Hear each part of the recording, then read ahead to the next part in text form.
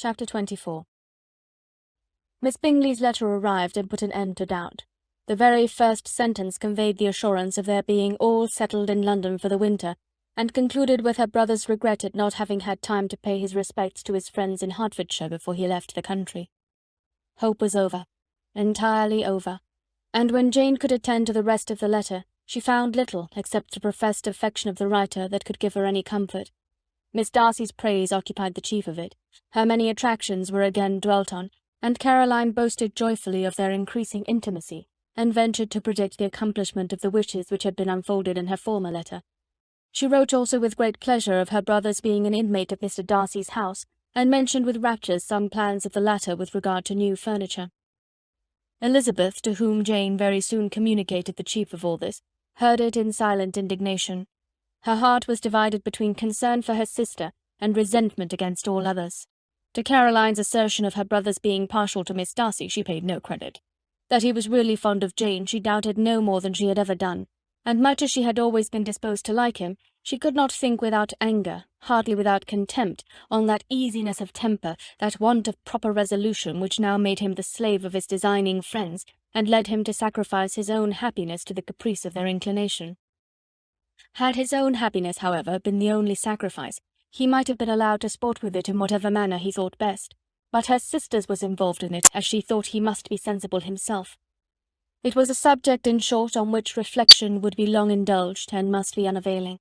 She could think of nothing else, and yet, whether Bingley's regard had really died away, or were suppressed by his friend's interference, whether he had been aware of Jane's attachment, or whether it had escaped his observation, whatever were the case, though her opinion of him must be materially affected by the difference, her sister's situation remained the same, her peace equally wounded. A day or two passed before Jane had the courage to speak of her feelings to Elizabeth, but at last, on Mrs. Bennet's leaving them together, after a longer irritation than usual about Netherfield and its master, she could not help saying, "Oh, that my dear mother had more command over herself! She can have no idea of the pain she gives me by her continual reflections on him. But I will not repine, it cannot last long. He will be forgot, and we shall all be as we were before." Elizabeth looked at her sister with incredulous solicitude, but said nothing. "You doubt me," cried Jane, slightly colouring. "Indeed, you have no reason. He may live in my memory as the most amiable man of my acquaintance, but that is all. I have nothing either to hope or fear, and nothing to reproach him with. Thank God, I have not that pain. A little time, therefore. I shall certainly try to get the better." With a stronger voice she soon added, "I have this comfort immediately, that it has not been more than an error of fancy on my side, and that it has done no harm to anyone but myself." "My dear Jane," exclaimed Elizabeth, "you are too good. Your sweetness and disinterestedness are really angelic. I do not know what to say to you. I feel as if I had never done you justice, or loved you as you deserve." Miss Bennet eagerly disclaimed all extraordinary merit, and threw back the praise on her sister's warm affection. "Nay," said Elizabeth, "this is not fair. You wish to think all the world respectable, and are hurt if I speak ill of anybody. I only want to think you perfect, and you set yourself against it. Do not be afraid of my running into any excess, of my encroaching on your privilege of universal goodwill. You need not. There are few people whom I really love, and still fewer of whom I think well. The more I see of the world, the more I am dissatisfied with it, and every day confirms my belief of the inconsistency of all human characters, and of the little dependence that can be placed on the appearance of merit or sense. I have met with 2 instances lately, one I will not mention, the other is Charlotte's marriage. It is unaccountable. In every view it is unaccountable. My dear Lizzie, do not give way to such feelings as these. They will ruin your happiness. You do not make allowance enough for difference of situation and temper. Consider Mr. Collins's respectability and Charlotte's steady, prudent character. Remember that she is one of a large family, that as to fortune it is a most eligible match, and be ready to believe, for everybody's sake, that she may feel something like regard and esteem for our cousin.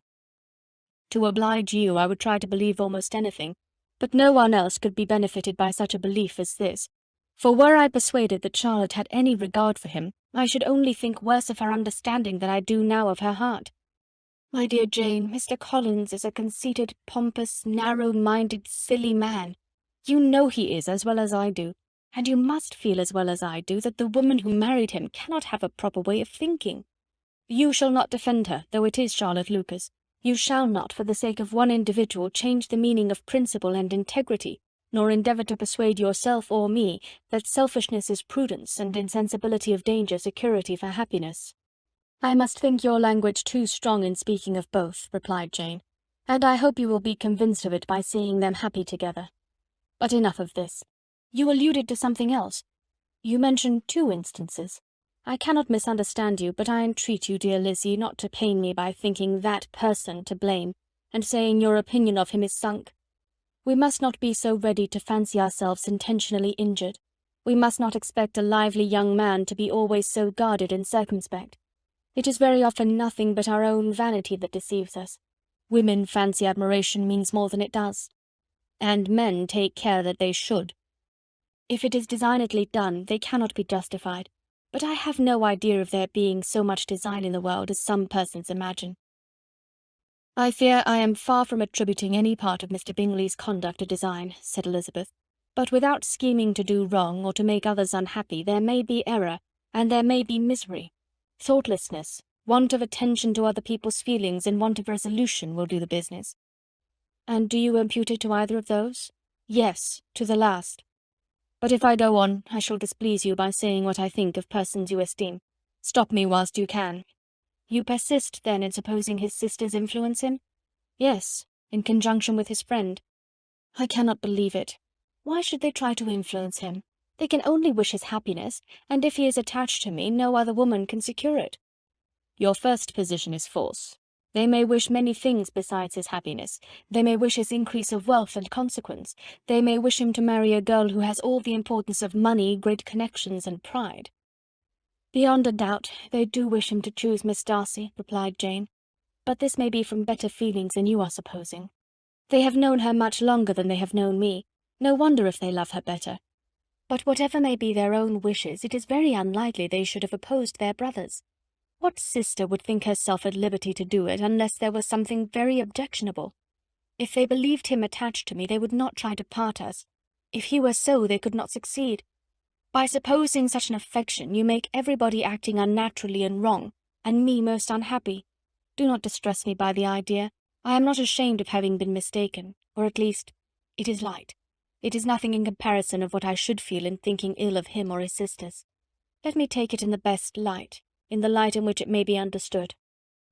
Elizabeth could not oppose such a wish, and from this time Mr. Bingley's name was scarcely ever mentioned between them.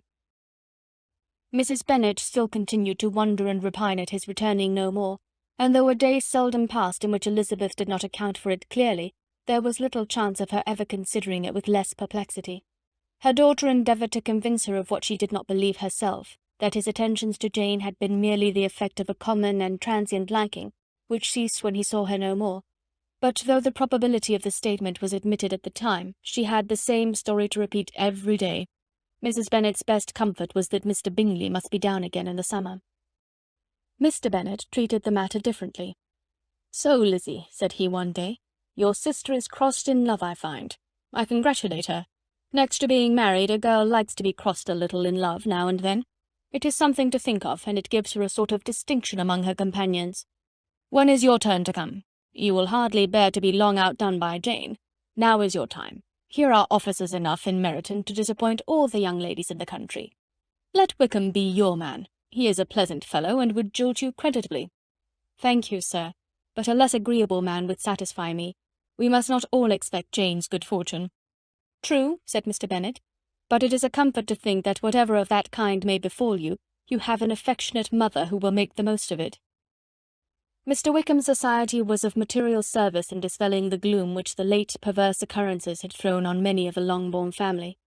They saw him often, and to his other recommendations was now added that of general unreserve. The whole of what Elizabeth had already heard, his claims on Mr. Darcy, and all that he had suffered from him, was now openly acknowledged and publicly canvassed, and everybody was pleased to know how much they had always disliked Mr. Darcy before they had known anything of the matter. Miss Bennet was the only creature who could suppose there might be any extenuating circumstances in the case, unknown to the society of Hertfordshire. Her mild and steady candour always pleaded for allowances, and urged the possibility of mistakes. But by everybody else, Mr. Darcy was condemned as the worst of men. Chapter 25. After a week spent in professions of love and schemes of felicity, Mr. Collins was called from his amiable Charlotte by the arrival of Saturday. The pain of separation, however, might be alleviated on his side by preparations for the reception of his bride, as he had reason to hope that shortly after his return into Hertfordshire the day would be fixed that was to make him the happiest of men. He took leave of his relations at Longbourn with as much solemnity as before, wished his fair cousins health and happiness again, and promised their father another letter of thanks. On the following Monday Mrs. Bennet had the pleasure of receiving her brother and his wife, who came as usual to spend the Christmas at Longbourn. Mr. Gardiner was a sensible, gentlemanlike man, greatly superior to his sister, as well by nature as education. The Netherfield ladies would have had difficulty in believing that a man who lived by trade and within view of his own warehouses could have been so well bred and agreeable. Mrs. Gardiner, who was several years younger than Mrs. Bennet and Mrs. Phillips, was an amiable, intelligent, elegant woman, and a great favourite with all her Longbourn nieces. Between the two eldest and herself especially, there subsisted a particular regard. They had frequently been staying with her in town. The first part of Mrs. Gardiner's business on her arrival was to distribute her presents and describe the newest fashions. When this was done, she had a less active part to play. It became her turn to listen. Mrs. Bennet had many grievances to relate, and much to complain of. They had all been very ill-used since she last saw her sister. 2 of her girls had been upon the point of marriage, and after all there was nothing in it. "I do not blame Jane," she continued, "for Jane would have got Mr. Bingley if she could. But Lizzie, oh sister, it is very hard to think that she might have been Mr. Collins's wife by this time, had it not been for her own perverseness. He made her an offer in this very room, and she refused him. The consequence of it is that Lady Lucas will have a daughter married before I have, and that the Longbourn estate is just as much entailed as ever. The Lucases are very artful people indeed, sister. They are all for what they can get. I am very sorry to say it of them, but so it is. It makes me very nervous and poorly to be thwarted so in my own family, and to have neighbours who think of themselves before anybody else. However, your coming just at this time is the greatest of comfort, and I am very glad to hear what you tell us of long sleeves." Mrs. Gardiner, to whom the chief of this news had been given before, in the course of Jane and Elizabeth's correspondence with her, made her sister a slight answer, and in compassion to her nieces turned the conversation. When alone with Elizabeth afterwards, she spoke more on the subject. "It seems likely to have been a desirable match for Jane," said she. "I am sorry it went off, but these things happen so often. A young man, such as you describe Mr. Bingley, so easily falls in love with a pretty girl for a few weeks, and when accident separates them, so easily forgets her, that these sorts of inconsistencies are very frequent." "An excellent consolation in its way," said Elizabeth, "but it will not do for us. We do not suffer by accident. It does not often happen that the interference of friends will persuade a young man of independent fortune to think no more of a girl whom he was violently in love with only a few days before." "But that expression of violently in love is so hackneyed, so doubtful, so indefinite, that it gives me very little idea. It is as often applied to feelings which arise from a half-hour's acquaintance as to a real strong attachment. Pray, how violent was Mr. Bingley's love?" "I never saw a more promising inclination. He was growing quite inattentive to other people, and wholly engrossed by her. Every time they met, it was more decided and remarkable. At his own ball he offended 2 or 3 young ladies by not asking them to dance, and I spoke to him twice myself without receiving an answer. Could there be finer symptoms? Is not general incivility the very essence of love?" "Oh yes, of that kind of love which I suppose him to have felt. Poor Jane! I am sorry for her, because, with her disposition, she may not get over it immediately. It had better have happened to you, Lizzie. You would have laughed yourself out of it sooner. But do you think she would be prevailed upon to go back with us? Change of scene might be of service, and perhaps a little relief from home may be as useful as anything." Elizabeth was exceedingly pleased with this proposal, and felt persuaded of her sister's ready acquiescence. "I hope," added Mrs. Gardiner, "that no consideration with regard to this young man will influence her. We live in so different a part of town, all our connections are so different, and as you well know, we go out so little, that it is very improbable that they should meet at all, unless he really comes to see her." "And that is quite impossible, for he is now in the custody of his friend, and Mr. Darcy would no more suffer him to call on Jane in such a part of London. My dear aunt, how could you think of it? Mr. Darcy may perhaps have heard of such a place as Gracechurch Street, but he would hardly think a month's ablution enough to cleanse him from its impurities were he once to enter it, and depend upon it, Mr. Bingley never stirs without him. So much the better. I hope they will not meet at all. But does not Jane correspond with his sister? She will not be able to help calling. She will drop the acquaintance entirely. But in spite of the certainty in which Elizabeth affected to place this point, as well as the still more interesting one of Bingley's being withheld from seeing Jane, she felt a solicitude on the subject which convinced her, on examination, that she did not consider it entirely hopeless. It was possible, and sometimes she thought it probable, that his affection might be reanimated, and the influence of his friend successfully combated by the more natural influence of Jane's attractions. Miss Bennet accepted her aunt's invitation with pleasure, and the Bingleys were no otherwise in her thoughts at the same time than as she hoped by Caroline's not living in the same house with her brother she might occasionally spend a morning with her without any danger of seeing him. The Gardiners stayed a week at Longbourn, and what with the Phillipses, the Lucases, and the officers, there was not a day without its engagement. Mrs. Bennet had so carefully provided for the entertainment of her brother and sister that they did not once sit down to a family dinner. When the engagement was for home, some of the officers always made part of it, of which officers Mr. Wickham was sure to be one, and on these occasions Mrs. Gardiner, rendered suspicious by Elizabeth's warm commendation, narrowly observed them both.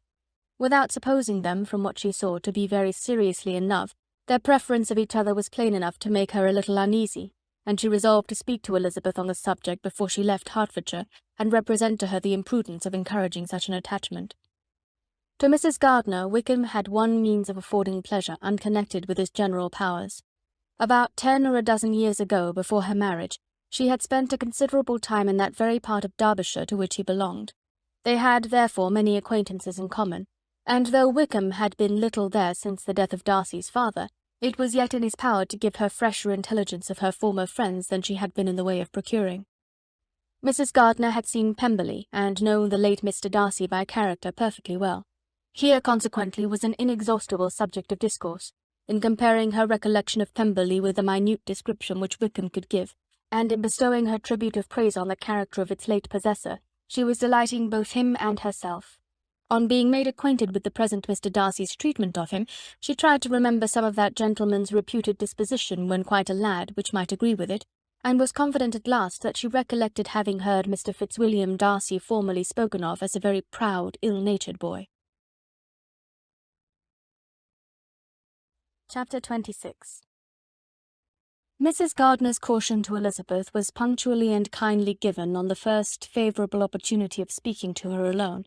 After honestly telling her what she thought, she thus went on. "You are too sensible a girl, Lizzie, to fall in love merely because you are warned against it, and therefore I am not afraid of speaking openly. Seriously, I would have you be on your guard. Do not involve yourself, or endeavour to involve him in an affection which the want of fortune would make so very imprudent. I have nothing to say against him. He is a most interesting young man, and if he had the fortune he ought to have, I should think you could not do better. But as it is, you must not let your fancy run away with you. You have sense, and we all expect you to use it. Your father would depend on your resolution and good conduct, I am sure. You must not disappoint your father." "My dear aunt, this is being serious indeed." "Yes, and I hope to engage you to be serious likewise." "Well then, you need not be under any alarm. I will take care of myself and of Mr. Wickham too. He shall not be in love with me if I can prevent it." "Elizabeth, you are not serious now." "I beg your pardon, I will try again. At present I am not in love with Mr. Wickham. No, I certainly am not. But he is, beyond all comparison, the most agreeable man I ever saw, and if he becomes really attached to me, I believe it will be better that he should not. I see the imprudence of it. Oh, that abominable Mr. Darcy! My father's opinion of me does me the greatest honour, and I should be miserable to forfeit it. My father, however, is partial to Mr. Wickham. In short, my dear aunt, I should be very sorry to be the means of making any of you unhappy, but since we see every day that where there is affection young people are seldom withheld by immediate want of fortune from entering into engagements with each other, how can I promise to be wiser than so many of my fellow creatures if I am tempted? Or how am I even to know that it would be wisdom to resist? All that I can promise you, therefore, is not to be in a hurry. I will not be in a hurry to believe myself his first object. When I am in company with him, I will not be wishing. In short, I will do my best. Perhaps it will be as well if you discourage his coming here so very often. At least, you should not remind your mother of inviting him." "As I did the other day," said Elizabeth with a conscious smile. "Very true. It will be wise in me to refrain from that. But do not imagine that he is always here so often. It is on your account that he has been so frequently invited this week. You know my mother's ideas as to the necessity of constant company for her friends. But really, and upon my honour, I will try to do what I think to be the wisest. And now I hope you are satisfied." Her aunt assured her that she was, and Elizabeth having thanked her for the kindness of her hints, they parted. A wonderful instance of advice being given on such a point without being resented. Mr. Collins returned to Hertfordshire soon after it had been quitted by the Gardiners and Jane, but as he took up his abode with the Lucases, his arrival was no great inconvenience to Mrs. Bennet. His marriage was now fast approaching, and she was at length so far resigned as to think it inevitable, and even repeatedly to say in an ill-natured tone that she wished they might be happy. Thursday was to be the wedding day, and on Wednesday Miss Lucas paid her farewell visit, and when she rose to take leave, Elizabeth, ashamed of her mother's ungracious and reluctant good wishes, and sincerely affected herself, accompanied her out of the room. As they went downstairs together, Charlotte said, "I shall depend on hearing from you very often, Eliza."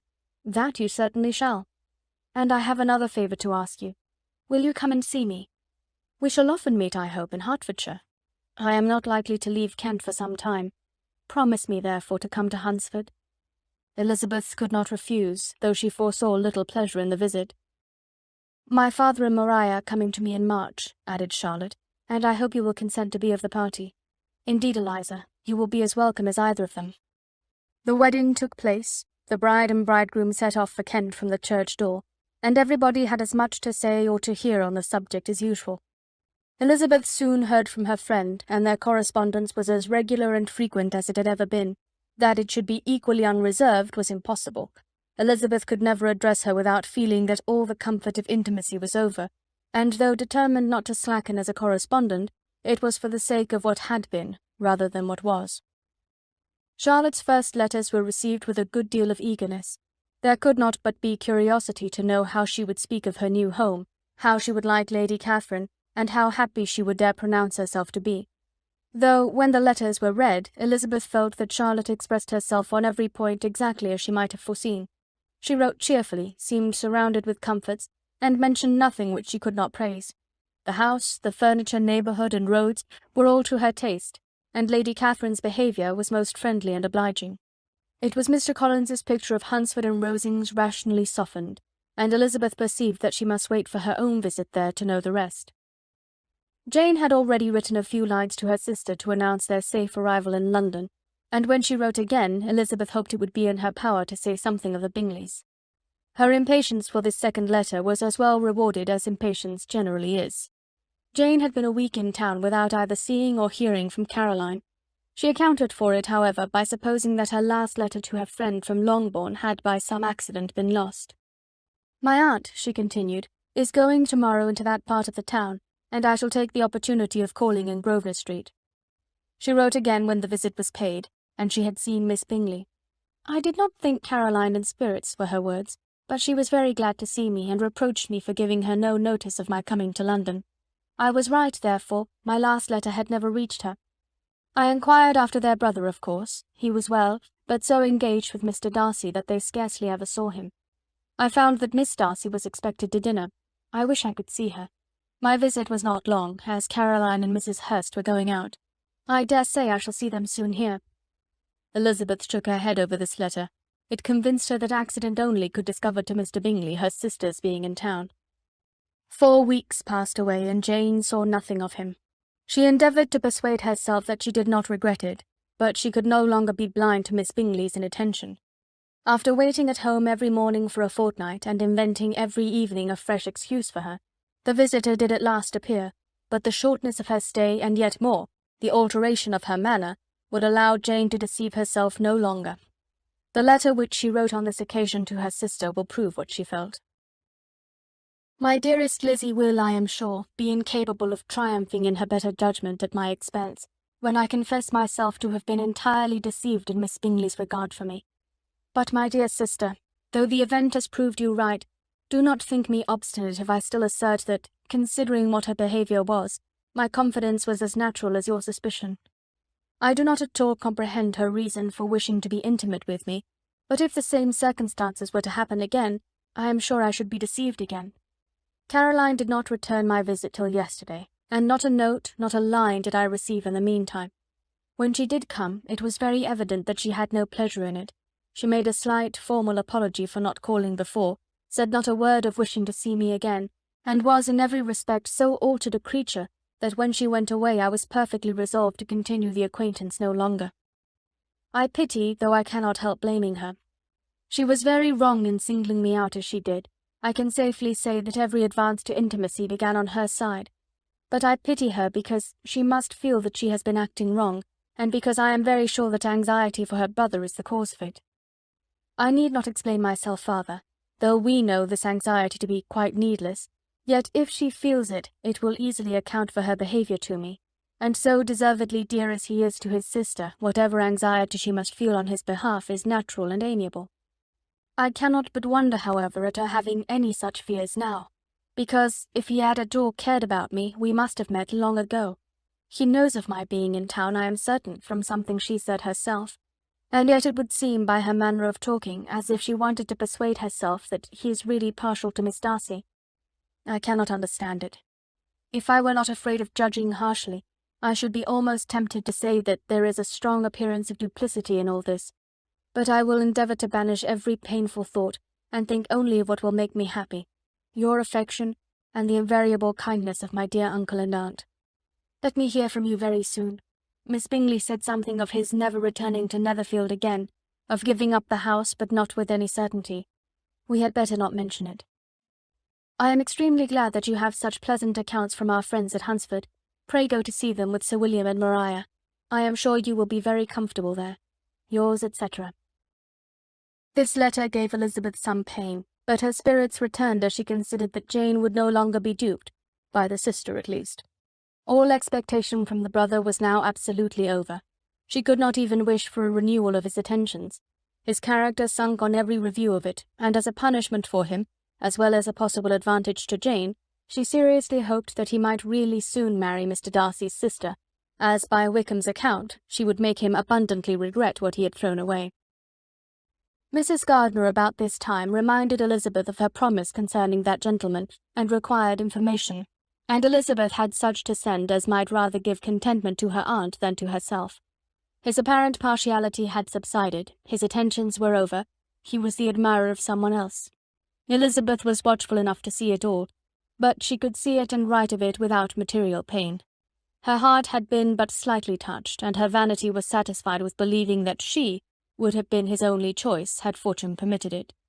The sudden acquisition of £10,000 was the most remarkable charm of the young lady to whom he was now rendering himself agreeable, but Elizabeth, less clear-sighted perhaps in this case than in Charlotte's, did not quarrel with him for his wish of independence.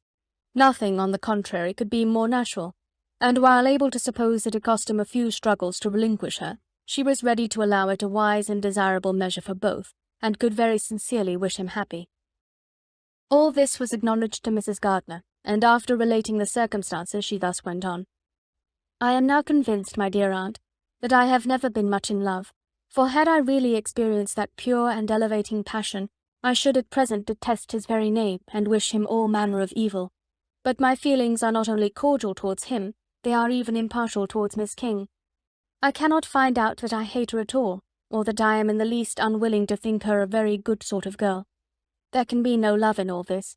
My watchfulness has been effectual, and though I certainly should be a more interesting object to all my acquaintances were I distractedly in love with him, I cannot say that I regret my comparative insignificance.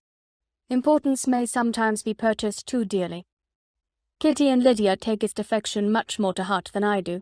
They are young in the ways of the world, and not yet open to the mortifying conviction that handsome young men must have something to live on as well as the plain.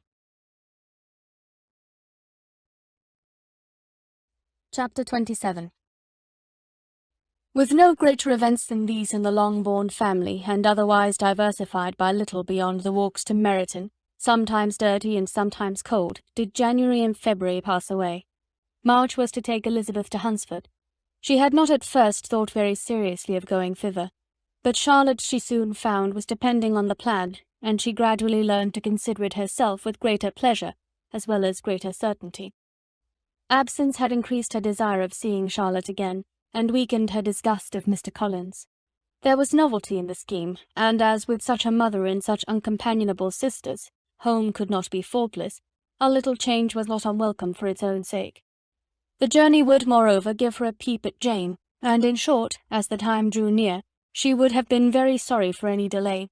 Everything, however, went on smoothly, and was finally settled according to Charlotte's first sketch. She was to accompany Sir William and his second daughter. The improvement of spending a night in London was added in time, and the plan became as perfect as plan could be. The only pain was in leaving her father, who would certainly miss her, and who, when it came to the point, so little liked her going that he told her to write to him, and almost promised to answer her letter. The farewell between herself and Mr. Wickham was perfectly friendly, on his side even more. His present pursuit could not make him forget that Elizabeth had been the first to excite and to deserve his attention, the first to listen and to pity, the first to be admired. And in his manner of bidding her adieu, wishing her every enjoyment, reminding her of what she was to expect in Lady Catherine de Bourgh, and trusting their opinion of her, their opinion of everybody would always coincide, there was a solicitude, an interest, which she felt must ever attach her to him with a most sincere regard, and she parted from him convinced that, whether married or single, he must always be her model of the amiable and pleasing. Her fellow travellers the next day were not of a kind to make her think him less agreeable. Sir William Lucas and his daughter Maria, a good-humoured girl, but as empty-headed as himself, had nothing to say that could be worth hearing, and were listened to with about as much delight as the rattle of the chaise. Elizabeth loved absurdities, but she had known Sir William's too long. He could tell her nothing new of the wonders of his presentation and knighthood, and his civilities were worn out, like his information. It was a journey of only 24 miles, and they began it so early as to be in Gracechurch Street by noon. As they drove to Mr. Gardiner's door, Jane was at a drawing-room window watching their arrival. When they entered the passage, she was there to welcome them, and Elizabeth, looking earnestly in her face, was pleased to see it healthful and lovely as ever. On the stairs were a troop of little boys and girls, whose eagerness for their cousin's appearance would not allow them to wait in the drawing-room, and whose shyness, as they had not seen her for a 12-month, prevented their coming lower.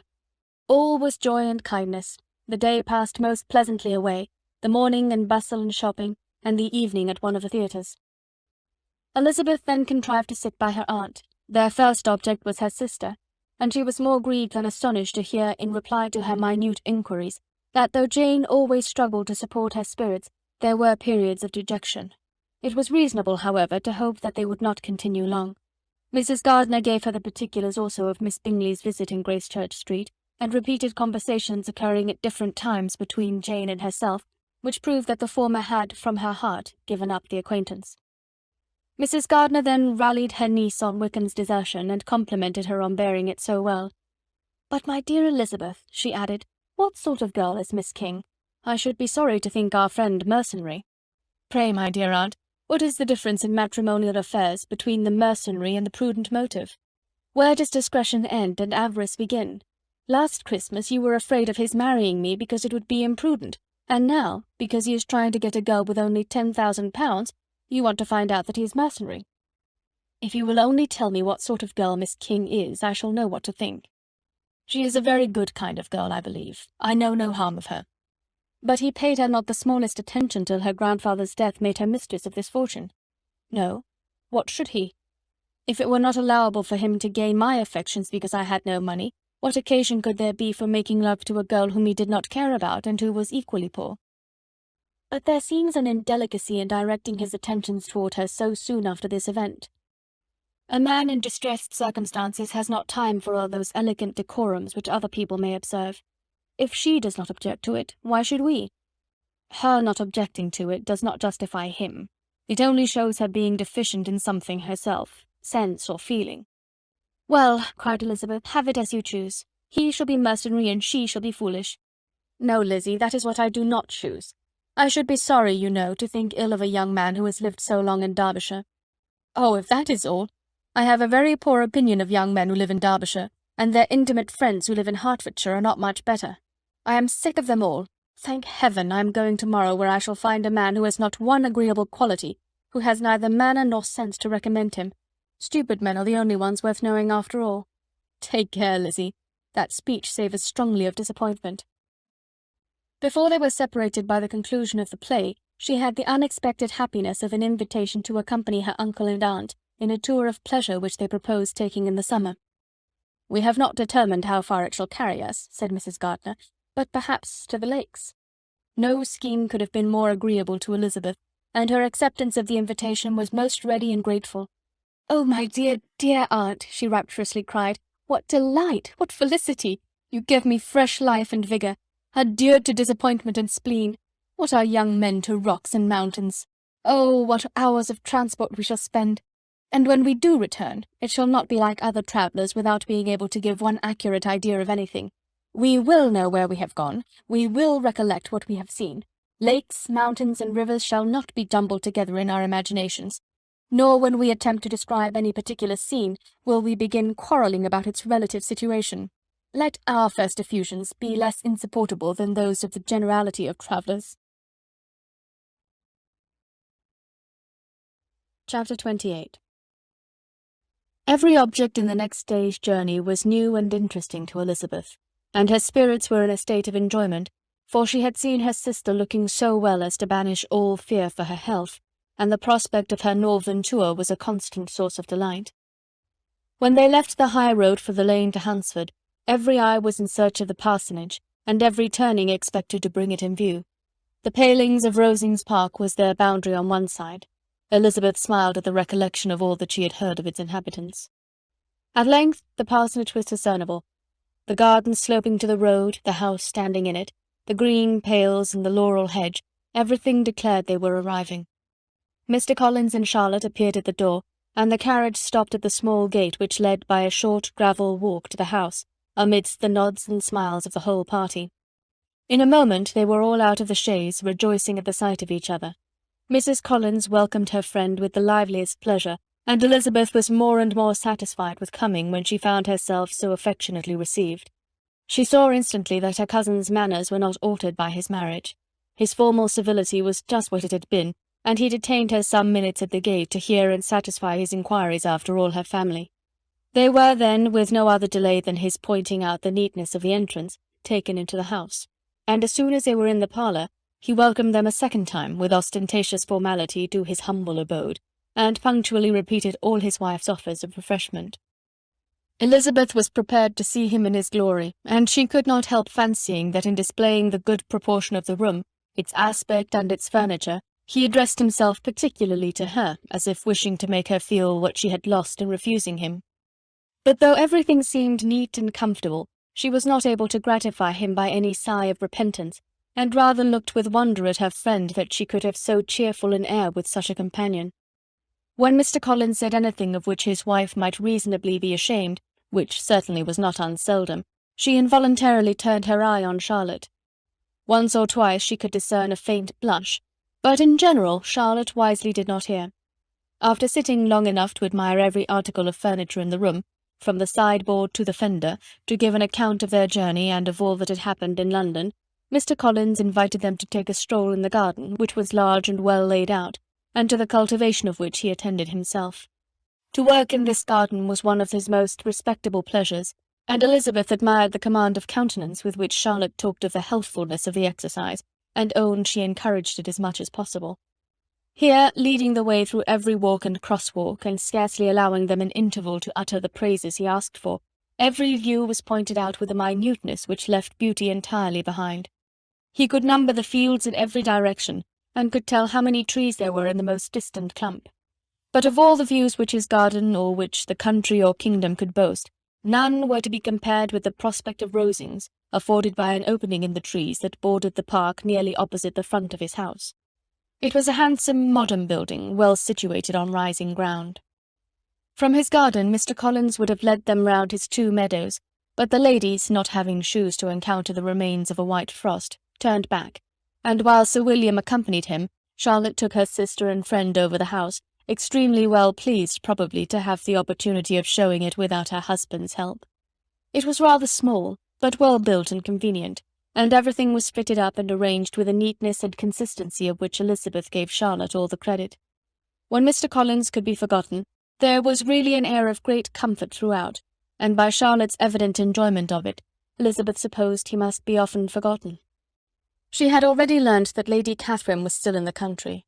It was spoken of again while they were at dinner, when Mr. Collins, joining in, observed, "Yes, Miss Elizabeth, you will have the honour of seeing Lady Catherine de Bourgh on the ensuing Sunday at church, and I need not say you will be delighted with her. She is all affability and condescension, and I doubt not but you will be honoured with some portion of her notice when service is over. I have scarcely any hesitation in saying she will include you and my sister Maria in every invitation with which she honours us during your stay here. Her behaviour to my dear Charlotte is charming. We dine at Rosings twice every week, and are never allowed to walk home. Her ladyship's carriage is regularly ordered for us.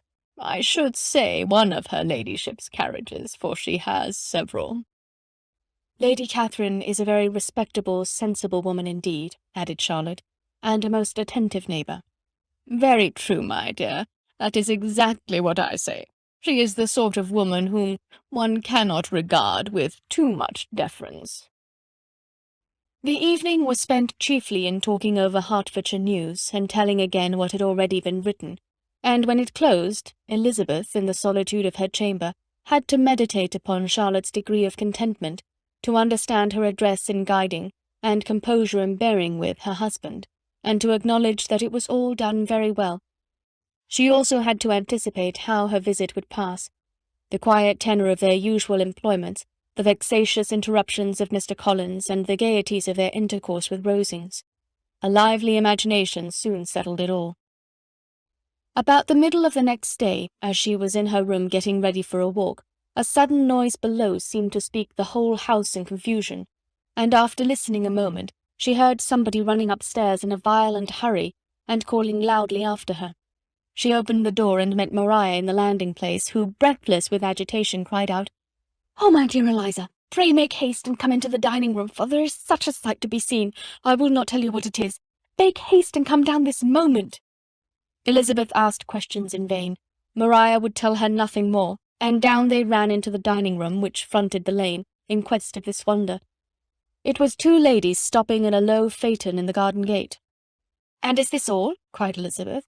"I expected at least that the pigs were got into the garden, and here is nothing but Lady Catherine and her daughter." "La, my dear," said Maria, quite shocked at the mistake, "it is not Lady Catherine. The old lady is Mrs. Jenkinson, who lives with them.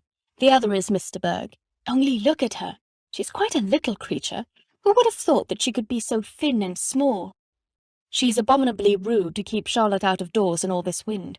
Why does she not come in?" "Oh, Charlotte says she hardly ever does. It is the greatest of favours when Mr. Bourgh comes in." "I like her appearance," said Elizabeth, struck with other ideas. "She looks sickly and cross. Yes, she will do for him very well. She will make him a very proper wife." Mr. Collins and Charlotte were both standing at the gate in conversation with the ladies, and Sir William, to Elizabeth's high diversion, was stationed in the doorway, in earnest contemplation of the greatness before him, and constantly bowing whenever Mr. Bourgh looked that way. At length there was nothing more to be said. The ladies drove on, and the others returned into the house. Mr. Collins no sooner saw the two girls than he began to congratulate them on their good fortune, which Charlotte explained by letting them know that the whole party was asked to dine at Rosings the next day.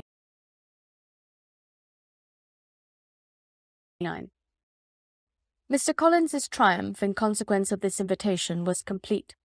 The power of displaying the grandeur of his patroness to his wondering visitors, and of letting them see her civility towards himself and his wife, was exactly what he had wished for, and that an opportunity of doing it should be given so soon was such an instance of Lady Catherine's condescension as he knew not how to admire enough. "I confess," said he, "that I should not have been at all surprised by her ladyship's asking us on Sunday to drink tea and spend the evening at Rosings.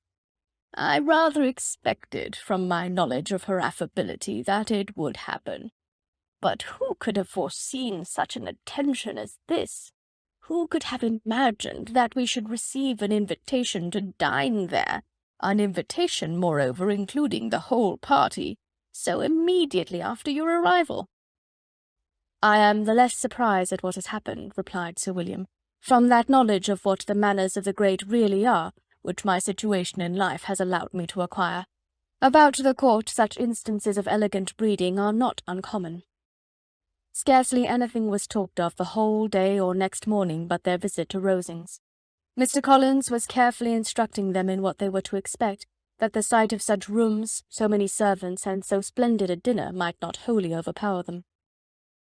When the ladies were separating for the toilette, he said to Elizabeth, "Do not make yourself uneasy, my dear cousin, about your apparel. Lady Catherine is far from requiring that elegance of dress in us which becomes herself and her daughter. I would advise you merely to put on whatever of your clothes is superior to the rest. There is no occasion for anything more. Lady Catherine will not think the worse of you for being simply dressed. She likes to have the distinction of rank preserved."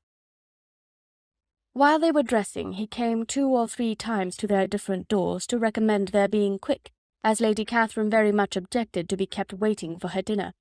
Such formidable accounts of her ladyship and her manner of living quite frightened Maria Lucas, who had been little used to company, and she looked forward to her introduction at Rosings with as much apprehension as her father had done to his presentation at St. James'.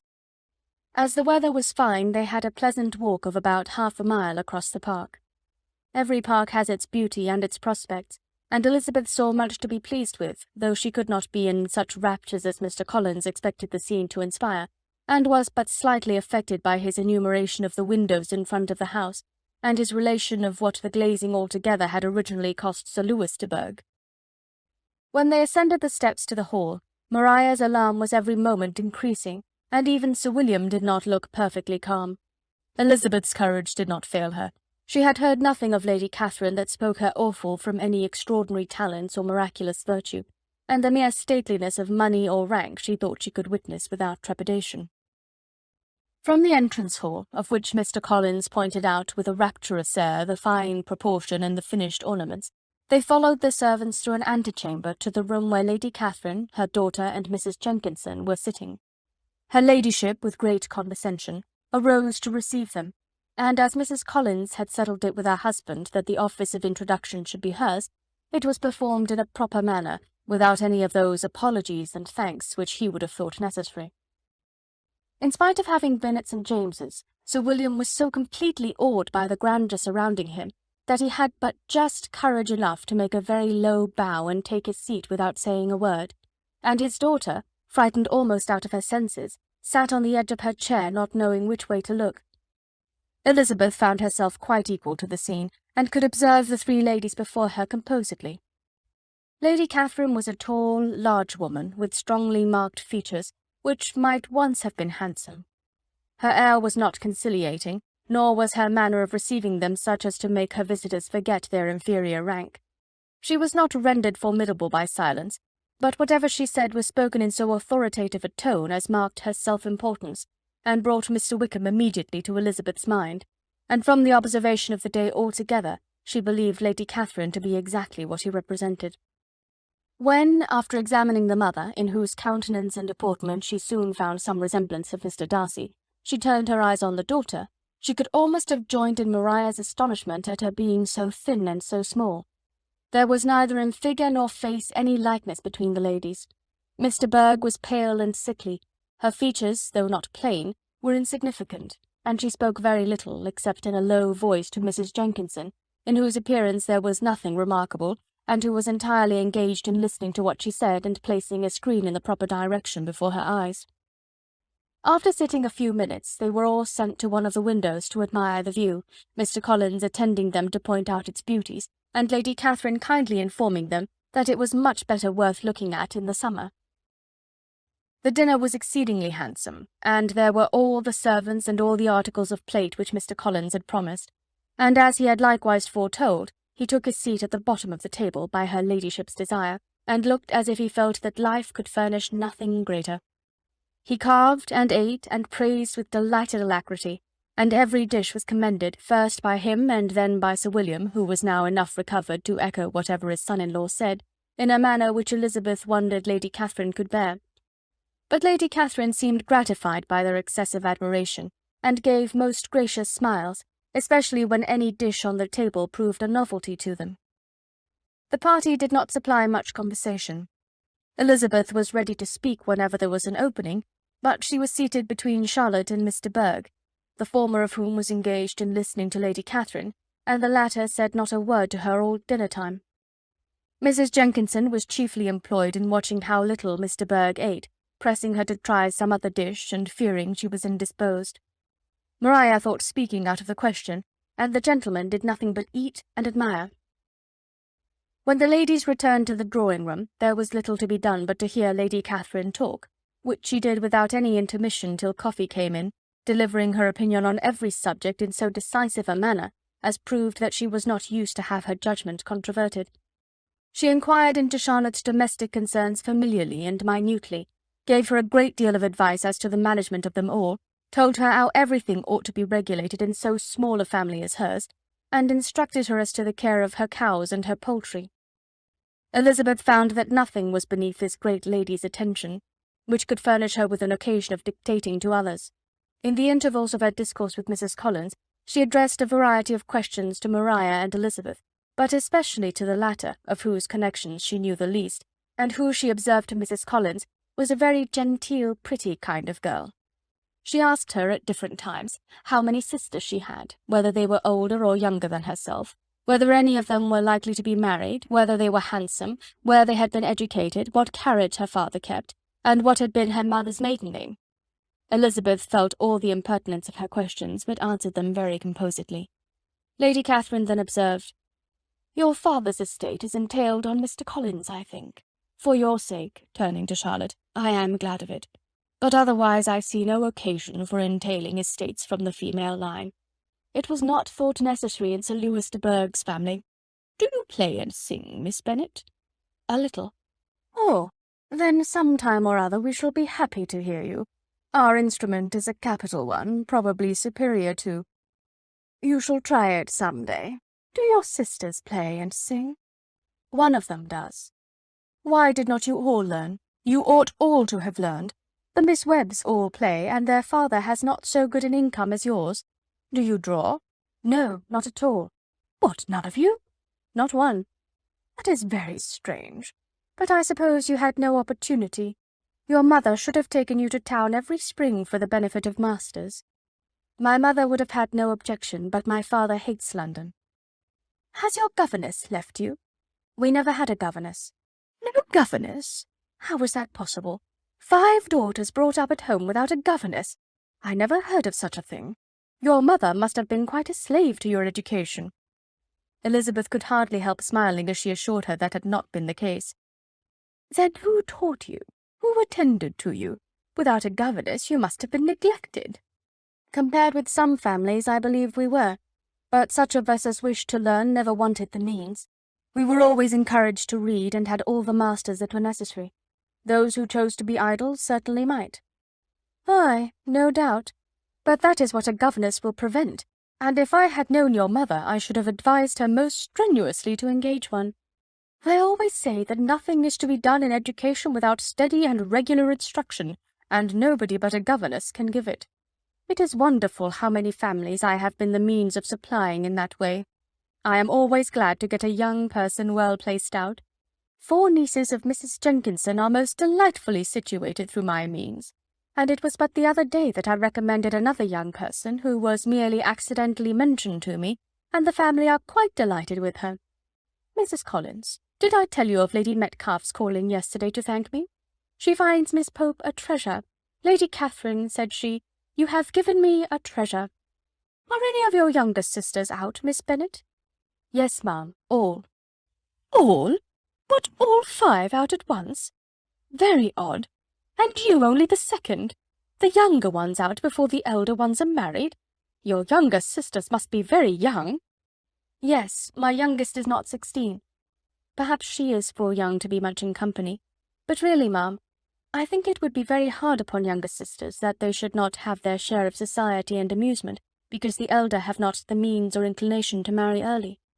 The last-born has as good a right to the pleasures of youth as the first, and to be kept back on such a motive, I think it would not be very likely to promote sisterly affection or delicacy of mind.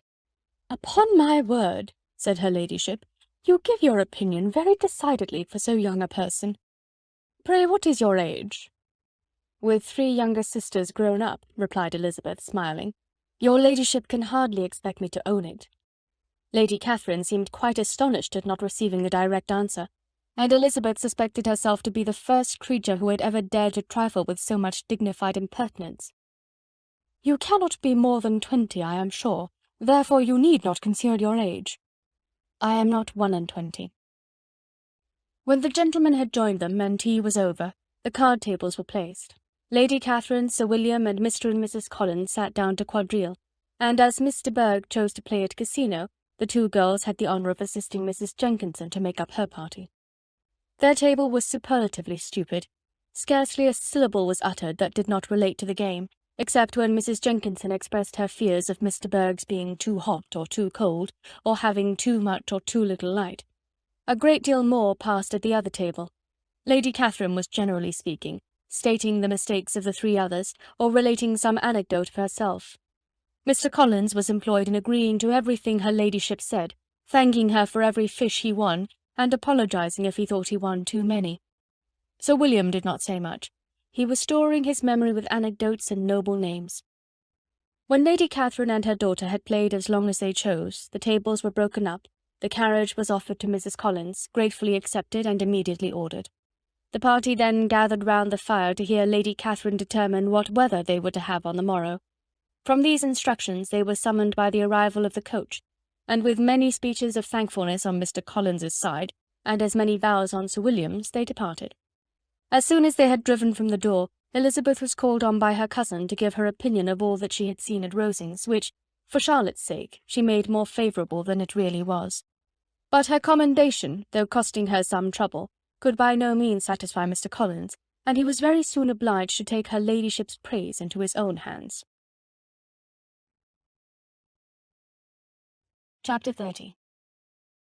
Sir William stayed only a week at Hunsford, but his visit was long enough to convince him of his daughter's being most comfortably settled, and of her possessing such a husband and such a neighbour as were not often met with. While Sir William was with them, Mr. Collins devoted his morning to driving him out in his gig and showing him the country. But when he went away, the whole family returned to their usual employments, and Elizabeth was thankful to find that they did not see more of her cousin by the alteration, for the chief of the time between breakfast and dinner was now passed by him either at work in the garden, or in reading and writing and looking out of the window in his own book-room, which fronted the road. The room in which the ladies sat was backwards. Elizabeth had at first rather wondered that Charlotte should not prefer the dining-parlour for common use. It was a better-sized room, and had a more pleasant aspect. But she soon saw that her friend had an excellent reason for what she did, for Mr. Collins would undoubtedly have been much less in his own apartment had they sat in one equally lively, and she gave Charlotte credit for the arrangement.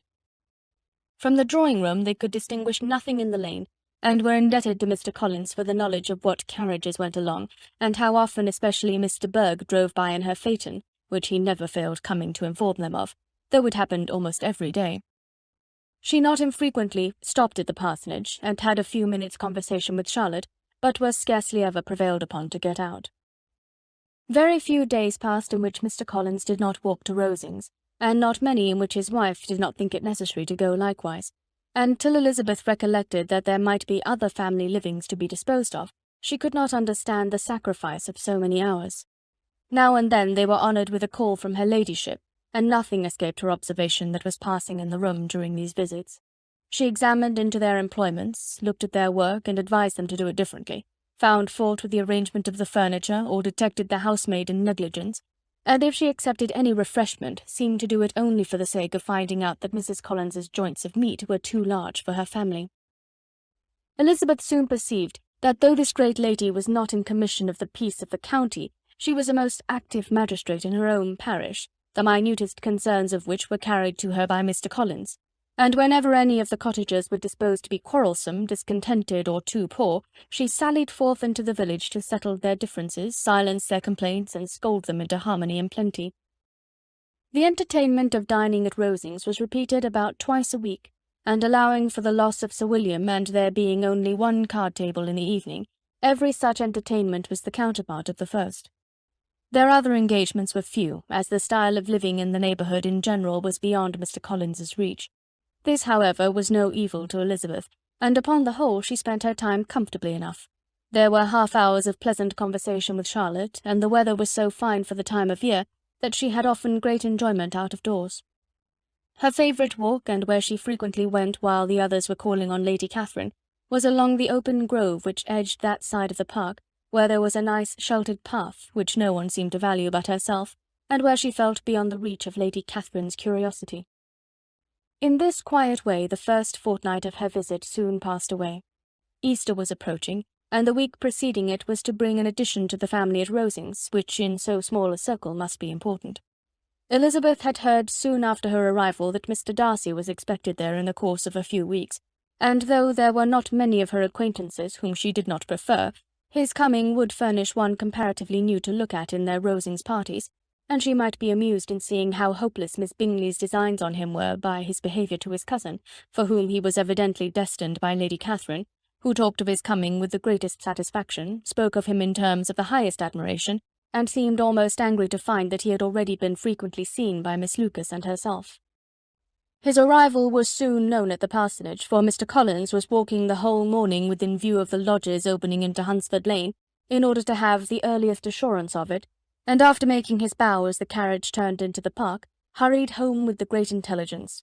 On the following morning he hastened to Rosings to pay his respects. There were 2 nephews of Lady Catherine to require them, for Mr. Darcy had brought with him a Colonel Fitzwilliam, the younger son of his uncle Lord, and to the great surprise of all the party, when Mr. Collins returned, the gentleman accompanied him. Charlotte had seen them from her husband's room, crossing the road, and immediately running into the other told the girls what an honour they might expect, adding, "I may thank you, Eliza, for this piece of civility. Mr. Darcy would never have come so soon to wait upon me." Elizabeth had scarcely time to disclaim all right to the compliment before their approach was announced by the door-bell, and shortly afterwards the 3 gentlemen entered the room. Colonel Fitzwilliam, who led the way, was about 30, not handsome, but in person and address most truly the gentleman. Mr. Darcy looked just as he had been used to look in Hertfordshire, paid his compliments with his usual reserve to Mrs. Collins, and whatever might be his feelings toward her friend, met her with every appearance of composure. Elizabeth merely curtsied to him without saying a word.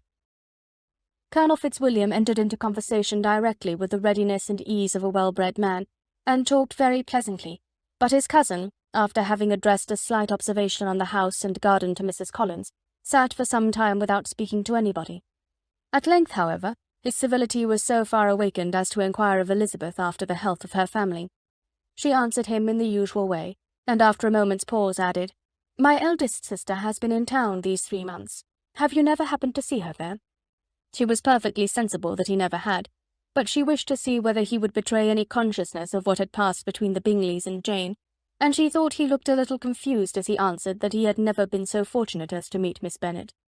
The subject was pursued no farther, and the gentleman soon afterwards went away. Chapter 31.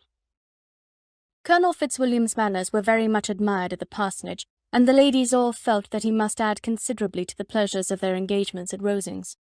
It was some days, however, before they received any invitation thither, for while there were visitors in the house they could not be necessary, and it was not till Easter Day, almost a week after the gentleman's arrival, that they were honoured by such an attention, and then they were merely asked on leaving church to come there in the evening. For the last week they had seen very little of Lady Catherine or her daughter. Colonel Fitzwilliam had called at the parsonage more than once during the time, but Mr. Darcy they had seen only at church. The invitation was accepted, of course, and at a proper hour they joined the party in Lady Catherine's drawing-room. Her ladyship received them civilly, but it was plain that their company was by no means so acceptable as when she could get nobody else, and she was, in fact, almost engrossed by her nephews, speaking to them, especially to Darcy, much more than any other person in the room. Colonel Fitzwilliam seemed really glad to see them. Anything was a welcome relief to him at Rosings, and Mrs. Collins's pretty friend had moreover caught his fancy very much. He now seated himself by her, and talked so agreeably of Kent and Hertfordshire, of travelling and staying at home, of new books and music, that Elizabeth had never been half so well entertained in that room before, and they conversed with so much spirit and flow as to draw the attention of Lady Catherine herself as well as of Mr. Darcy. His eyes had been soon and repeatedly turned towards them with a look of curiosity, and that her ladyship after a while shared the feeling was more openly acknowledged, for she did not scruple to call out, "What is it that you are saying, Fitzwilliam? What is it that you are talking of?" What are you telling Miss Bennet? Let me hear what it is." "We are speaking of music, madam," said he, when no longer able to avoid a reply. "Of music? Then pray speak aloud. It is, of all subjects, my delight. I must have my share in the conversation if you are speaking of music. There are few people in England, I suppose, who have more true enjoyment of music than myself, or a better natural taste. If I had ever learned, I should have been a great proficient, and so would Anne, if her health had allowed her to apply. I am confident that she would have performed delightfully. How does Georgiana get on, Darcy?"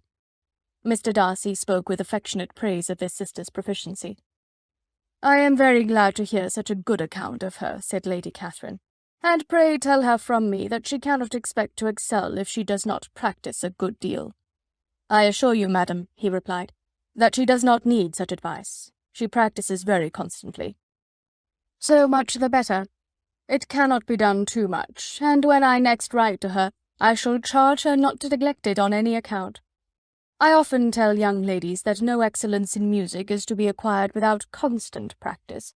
I have told Miss Bennet several times that she will never play really well unless she practises more, and though Mrs. Collins has no instrument, she is very welcome, as I have often told her, to come to Rosings every day and play on the pianoforte in Mrs. Jenkinson's room.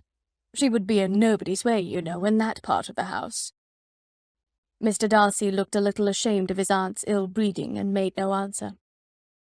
When coffee was over, Colonel Fitzwilliam reminded Elizabeth of having promised to play to him, and she sat down directly to the instrument. He drew a chair near her. Lady Catherine listened to half a song, and then talked, as before, to her other nephew, till the latter walked away from her, and making with his usual deliberation towards the pianoforte, stationed himself so as to command a full view of the fair performer's countenance. Elizabeth saw what he was doing, and at the first convenient pause turned to him with an arch smile, and said, "You mean to frighten me, Mr. Darcy, by coming in all this state to hear me? I will not be alarmed, though your sister does play so well. There is a stubbornness about me that can never bear to be frightened at the will of others. My courage always rises at every attempt to intimidate me." "I shall not say you are mistaken," he replied, "because you could not really believe me to entertain any design of alarming you, and I have had the pleasure of your acquaintance long enough to know that you find great enjoyment in occasionally professing opinions which, in fact, are not your own." Elizabeth laughed heartily at this picture of herself, and said to Colonel Fitzwilliam, "Your cousin will give you a very pretty notion of me, and teach you not to believe a word I say. I am particularly unlucky in meeting with a person so able to expose my real character in a part of the world where I had hoped to pass myself off with some degree of credit. Indeed, Mr. Darcy, it is very ungenerous in you to mention all that you knew to my disadvantage in Hertfordshire, and, give me leave to say, very impolitic too, for it is provoking me to retaliate, and such things may come out as will shock your relations to hear." "I am not afraid of you," said he, smilingly. "Pray let me hear what you have to accuse him of," cried Colonel Fitzwilliam. "I should like to know how he behaves among strangers." "You shall hear, then. But prepare yourself for something very dreadful. The first time of my ever seeing him in Hertfordshire, you must know, was at a ball, and at this ball, what do you think he did? He danced only 4 dances, though gentlemen were scarce, and to my certain knowledge more than one young lady was sitting down in want of a partner. Mr. Darcy, you cannot deny the fact." "I had not at that time the honour of knowing any lady in the assembly beyond my own party." "True, and nobody can ever be introduced in a ballroom. Well, Colonel Fitzwilliam, what do I play next? My fingers wait your orders." "Perhaps," said Darcy, "I should have judged better had I sought an introduction, but I am ill qualified to recommend myself to strangers." "Shall we ask your cousin the reason of this?" said Elizabeth, still addressing Colonel Fitzwilliam. "Shall we ask him why a man of sense and education, and who has lived in the world, is ill qualified to recommend himself to strangers?" "I can answer your question," said Fitzwilliam, without applying to him. "It is because he will not give himself the trouble." "I certainly have not the talent which some people possess," said Darcy, "of conversing easily with those I have never seen before. I cannot catch their tone of conversation, or appear interested in their concerns, as I often see done." "My fingers," said Elizabeth, "do not move over this instrument in the masterly manner which I see many women's do. They have not the same force or rapidity, and do not produce the same expression. But then I have always supposed it to be my own fault, because I will not take the trouble of practising." It is not that I do not believe my fingers as capable as any other woman's of superior execution." Darcy smiled and said, "You are perfectly right. You have employed your time much better. No one admitted to the privilege of hearing you can think anything wanting. We neither of us perform to strangers." Here they were interrupted by Lady Catherine, who called out to know what they were talking of. Elizabeth immediately began playing again. Lady Catherine approached, and after listening for a few minutes, said to Darcy, "Miss Bennet would not play at all amiss if she practised more, and could have the advantage of a London master. She has a very good notion of fingering, though her taste is not equal to Anne's. Anne would have been a delightful performer had her health allowed her to learn." Elizabeth looked at Darcy to see how cordially he assented to his cousin's praise, but neither at that moment nor at any other could she discern any symptom of love, and from the whole of his behaviour to Mr. Burke she derived this comfort for Miss Bingley, that he might have been just as likely to marry her had she been his relation. Lady Catherine continued her remarks on Elizabeth's performance, mixing them with many instructions on execution and taste. Elizabeth received them with all the forbearance of civility, and at the request of the gentleman, remained at the instrument till her ladyship's carriage was ready to take them all home. Chapter 32. Elizabeth was sitting by herself the next morning and writing to Jane, while Mrs. Collins and Maria were gone on business into the village, when she was startled by a ring at the door, the certain signal of a visitor. As she had heard no carriage, she thought it not unlikely to be Lady Catherine, and under that apprehension was putting away her half-finished letter, that she might escape all impertinent questions, when the door opened, and to her very great surprise Mr. Darcy, and Mr. Darcy only, entered the room. He seemed astonished too on finding her alone, and apologized for his intrusion by letting her know that he had understood all the ladies were to be within. They then sat down, and when her inquiries after Rosings were made, seemed in danger of sinking into total silence. It was absolutely necessary, therefore, to think of something, and in this emergence recollecting when she had seen him last in Hertfordshire, and feeling curious to know what he would say on the subject of their hasty departure, she observed, "How very suddenly you all quitted Netherfield last November, Mr. Darcy. It must have been a most agreeable surprise to Mr. Bingley to see you all after him so soon, for if I recollect right, he went but the day before. He and his sisters were well, I hope, when you left London?" "Perfectly so, I thank you." She found that she was to receive no other answer, and after a short pause added, "I think I have understood that Mr. Bingley has not much idea of ever returning to Netherfield again." "I have heard him say so, but it is probable that he may spend very little of his time there in the future. He has many friends, and is at a time of life when friends and engagements are continually increasing." "If he means to be but little at Netherfield, it would be better for the neighbourhood that he should give up the place entirely, for then we might possibly get a settled family there. But perhaps Mr. Bingley did not take the house so much for the convenience of the neighbourhood as for his own, and we must expect him to keep it or quit it on the same principle." "I should not be surprised," said Darcy, "if he were to give it up as soon as any eligible purchase offers." Elizabeth made no answer. She was afraid of talking longer of his friend, and having nothing else to say, was now determined to leave the trouble of finding a subject to him. He took the hint, and soon began with, "This seems a very comfortable house. Lady Catherine, I believe, did a great deal to it when Mr. Collins first came to Hunsford." "I believe she did, and I am sure she could not have bestowed her kindness on a more grateful object." "Mr. Collins appears to be very fortunate in his choice of a wife." "Yes, indeed. His friends may well rejoice in his having met with one of the very few sensible women who would have accepted him, or have made him happy if they had.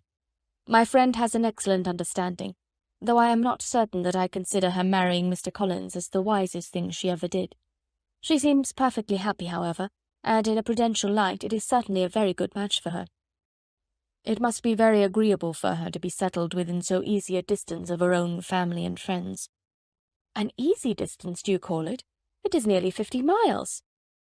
"And what is 50 miles of good road? Little more than half a day's journey. Yes, I call it a very easy distance." "I should never have considered the distance as one of the advantages of the match," cried Elizabeth. "I should never have said Mrs. Collins was settled near her family." "It is a proof of your own attachment to Hertfordshire. Anything beyond the neighbourhood of Longbourn, I suppose, would appear far." As he spoke, there was a sort of smile which Elizabeth fancied she understood. He must be supposing her to be thinking of Jane and Netherfield, and she blushed as she answered, "I do not mean to say that a woman may not be settled too near her family. The far and the near must be relative, and depend on many varying circumstances. Where there is fortune to make the expenses of travelling unimportant, distance becomes no evil. But that is not the case here. Mr. and Mrs. Collins have a comfortable income, but not such a one as will allow of frequent journeys, and I am persuaded my friend would not call herself near her family under less than half the present distance." Mr. Darcy drew his chair a little towards her and said, "You cannot have a right to such very strong local attachment. You cannot have been always at Longbourn." Elizabeth looked surprised. The gentleman experienced some change of feeling. He drew back his chair, took a newspaper from the table, and glancing over it said in a colder voice, "Are you pleased with Kent?" A short dialogue on the subject of the country ensued, on either side calm and concise, and soon put an end to by the entrance of Charlotte and her sister, just returned from her walk. The tete-a-tete surprised them. Mr. Darcy related the mistake which had occasioned his intruding on Miss Bennet, and after sitting a few minutes longer without saying much to anybody, went away. "What can be the meaning of this?" said Charlotte as soon as he was gone. "My dear Eliza, he must be in love with you, or he would never have called on us in this familiar way." But when Elizabeth told of his silence, it did not seem very likely, even to Charlotte's wishes, to be the case, and after various conjectures they could at last only suppose his visit to proceed from the difficulty of finding anything to do, which was the more probable from the time of year. All field sports were over. Within doors there was Lady Catherine, books, and a billiard table, but gentlemen cannot always be within doors, and in the nearness of the parsonage, or the pleasantness of the walk to it, or of the people who lived in it, the two cousins found a temptation from this period of walking thither almost every day. They called at various times of the morning, sometimes separately, sometimes together, and now and then accompanied by their aunt. It was plain to them all that Colonel Fitzwilliam came because he had pleasure in their society, a persuasion which of course recommended him still more, and Elizabeth was reminded by her own satisfaction in being with him, as well as by his evident admiration of her former favourite, George Wickham, and though, in comparing them, she saw there was less captivating softness in Colonel Fitzwilliam's manners, she believed he might have the best informed mind. But why Mr. Darcy came so often to the parsonage, it was more difficult to understand. It could not be for society, as he frequently sat there 10 minutes together without opening his lips, and when he did speak, it seemed the effect of necessity rather than of choice, a sacrifice to propriety, not a pleasure to himself. He seldom appeared really animated. Mrs. Collins knew not what to make of him. Colonel Fitzwilliam's occasionally laughing at his stupidity proved that he was generally different, which her own knowledge of him could not have told her, and as she would like to have believed this changed the effect of love, and the object of that love her friend Eliza, she set herself seriously to work to find it out. She watched him whenever they were at Rosings, and whenever he came to Hunsford, but without much success. He certainly looked at her friend a great deal, but the expression of that look was disputable. It was an earnest, steadfast gaze, but she often doubted whether there were much admiration in it, and sometimes it seemed nothing but absence of mind. She had once or twice suggested to Elizabeth the possibility of his being partial to her, but Elizabeth always laughed at the idea, and Mrs. Collins did not think it right to press the subject, from the danger of raising expectations which might only end in disappointment, for in her opinion it admitted not of a doubt that all her friend's dislike would vanish if she could suppose him to be in her power. In her kind schemes for Elizabeth, she sometimes planned her marrying Colonel Fitzwilliam. He was beyond comparison the most pleasant man. He certainly admired her, and his situation in life was most eligible. But to counterbalance these advantages, Mr. Darcy had considerable patronage in the church, and his cousin could have none at all. Chapter 33. More than once did Elizabeth, in her rambles within the park, unexpectedly meet Mr. Darcy. She felt all the perverseness of the mischance that should bring him where no one else was brought, and, to prevent its ever happening again, took care to inform him at first that it was a favourite haunt of hers. How it could occur a second time, therefore, was very odd. Yet it did, and even a third. It seemed like wilful ill-nature, or a voluntary penance, for on these occasions it was not merely a few formal inquiries and an awkward pause and then away, but he actually thought it necessary to turn back and walk with her. He never said a great deal. nor did she give herself the trouble of talking or of listening much, but it struck her in the course of their third rencontre that he was asking some odd, unconnected questions about her pleasure in being at Hunsford, her love of solitary walks, and her opinion of Mr. and Mrs. Collins's happiness, and that in speaking of Rosings and her not perfectly understanding the house, he seemed to expect that whenever she came into Kent again she would be staying there too. His words seemed to imply it. Could he have Colonel Fitzwilliam in his thoughts? She supposed, if he meant anything, he must mean an allusion to what might arise in that quarter. It distressed her a little, and she was quite glad to find herself at the gate in the Pales opposite the parsonage. She was engaged one day as she walked, in perusing Jane's last letter, and dwelling on some passages which proved that Jane had not written in spirits, when, instead of being again surprised by Mr. Darcy, she saw on looking up that Colonel Fitzwilliam was meeting her. Putting away the letter immediately and forcing a smile, she said, "I did not know before that you ever walked this way." "I have been making the tour of the park," he replied, "as I generally do every year, and intend to close it with a call at the parsonage. Are you going much farther?" "No, I should have turned in a moment." And accordingly she did turn, and they walked towards the parsonage together. "Do you certainly leave Kent on Saturday?" said she. "Yes, if Darcy does not put it off again. But I am at his disposal. He arranges the business just as he pleases." And if not able to please himself in the arrangement, he has at least pleasure in the great power of choice. I do not know anybody who seems more to enjoy the power of doing what he likes than Mr. Darcy. "He likes to have his own way very well," replied Colonel Fitzwilliam, "but so we all do. It is only that he has better means of having it than many others, because he is rich, and many others are poor. I speak feelingly. A younger son, you know, must be inured to self-denial and dependence. In my opinion, the younger son of an earl can know very little of either. Now, seriously, what have you ever known of self-denial and dependence? When have you been prevented by want of money from going wherever you chose, or procuring anything you had a fancy for? These are home questions, and perhaps I cannot say that I have experienced many hardships of that nature. But in matters of greater weight I may suffer from want of money. Younger sons cannot marry where they like. Unless they like women of fortune, which I think they very often do. Our habits of expense make us too dependent, and there are not many in my rank of life who can afford to marry without some attention to money." "Is this," thought Elizabeth, "meant for me?" And she coloured at the idea, but recovering herself, said in a lively tone, "And pray, what is the usual price of an earl's younger son? Unless the elder brother is very sickly, I suppose you would not ask above £50,000? He answered her in the same style, and the subject dropped. To interrupt a silence which might make him fancy her affected with what had passed, she soon afterwards said, "I imagine your cousin brought you down with him chiefly for the sake of having someone at his disposal. I wonder he does not marry, to secure a lasting convenience of that kind. But perhaps his sister does as well for the present, and, as she is under his sole care, he may do what he likes with her." "No," said Colonel Fitzwilliam, "that is an advantage which he must divide with me. I am joined with him in the guardianship of Miss Darcy."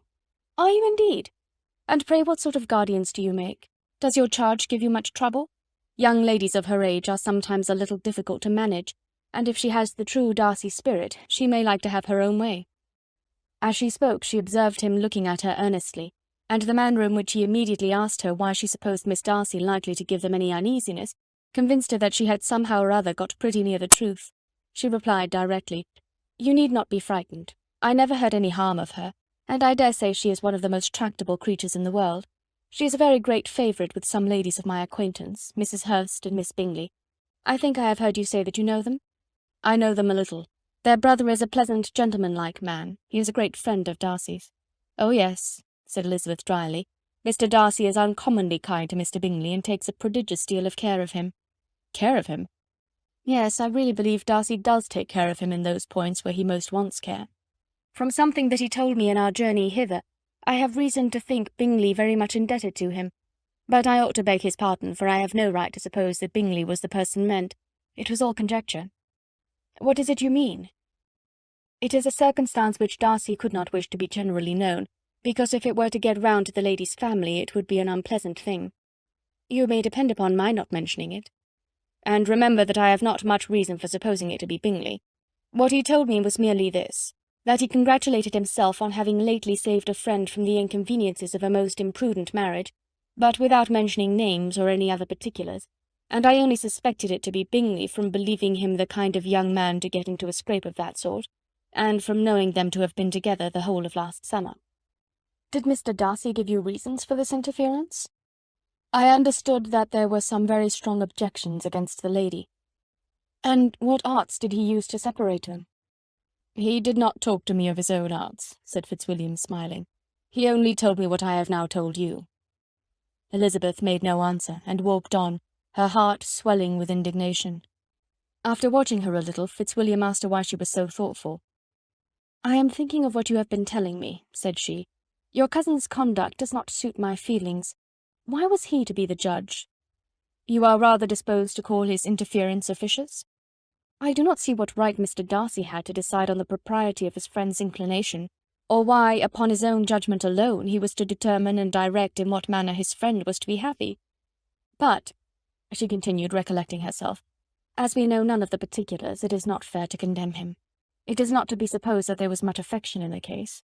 "That is not an unnatural surmise," said Fitzwilliam, "but it is a lessening of the honour of my cousin's triumph very sadly." This was spoken jestingly, but it appeared to her so just a picture of Mr. Darcy that she would not trust herself with an answer, and therefore, abruptly changing the conversation, talked on indifferent matters until they reached the parsonage. There, shut into her own room as soon as their visitor left them, she could think without interruption of all that she had heard.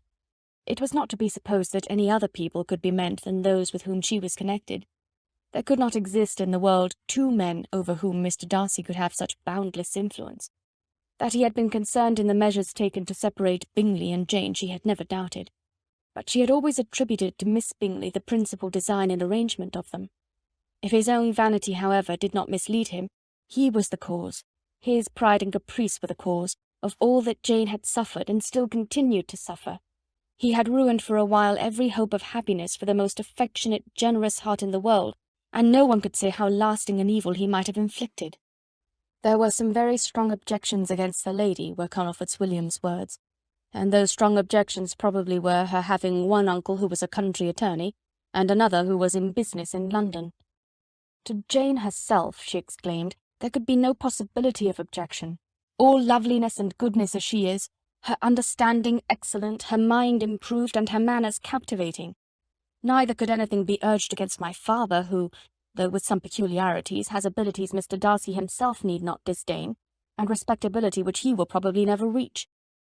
When she thought of her mother, her confidence gave way a little, but she would not allow that any objections there had material weight with Mr. Darcy, whose pride, she was convinced, would receive a deeper wound from the want of importance in his friends' connections than from their want of sense, and she was quite decided at last that he had been partly governed by this worst kind of pride, and partly by the wish of retaining Mr. Bingley for his sister. The agitation and tears which the subject occasioned brought on a headache, and it grew so much worse towards the evening that, added to her unwillingness to see Mr. Darcy, it determined her not to attend her cousins to Rosings, where they were engaged to drink tea.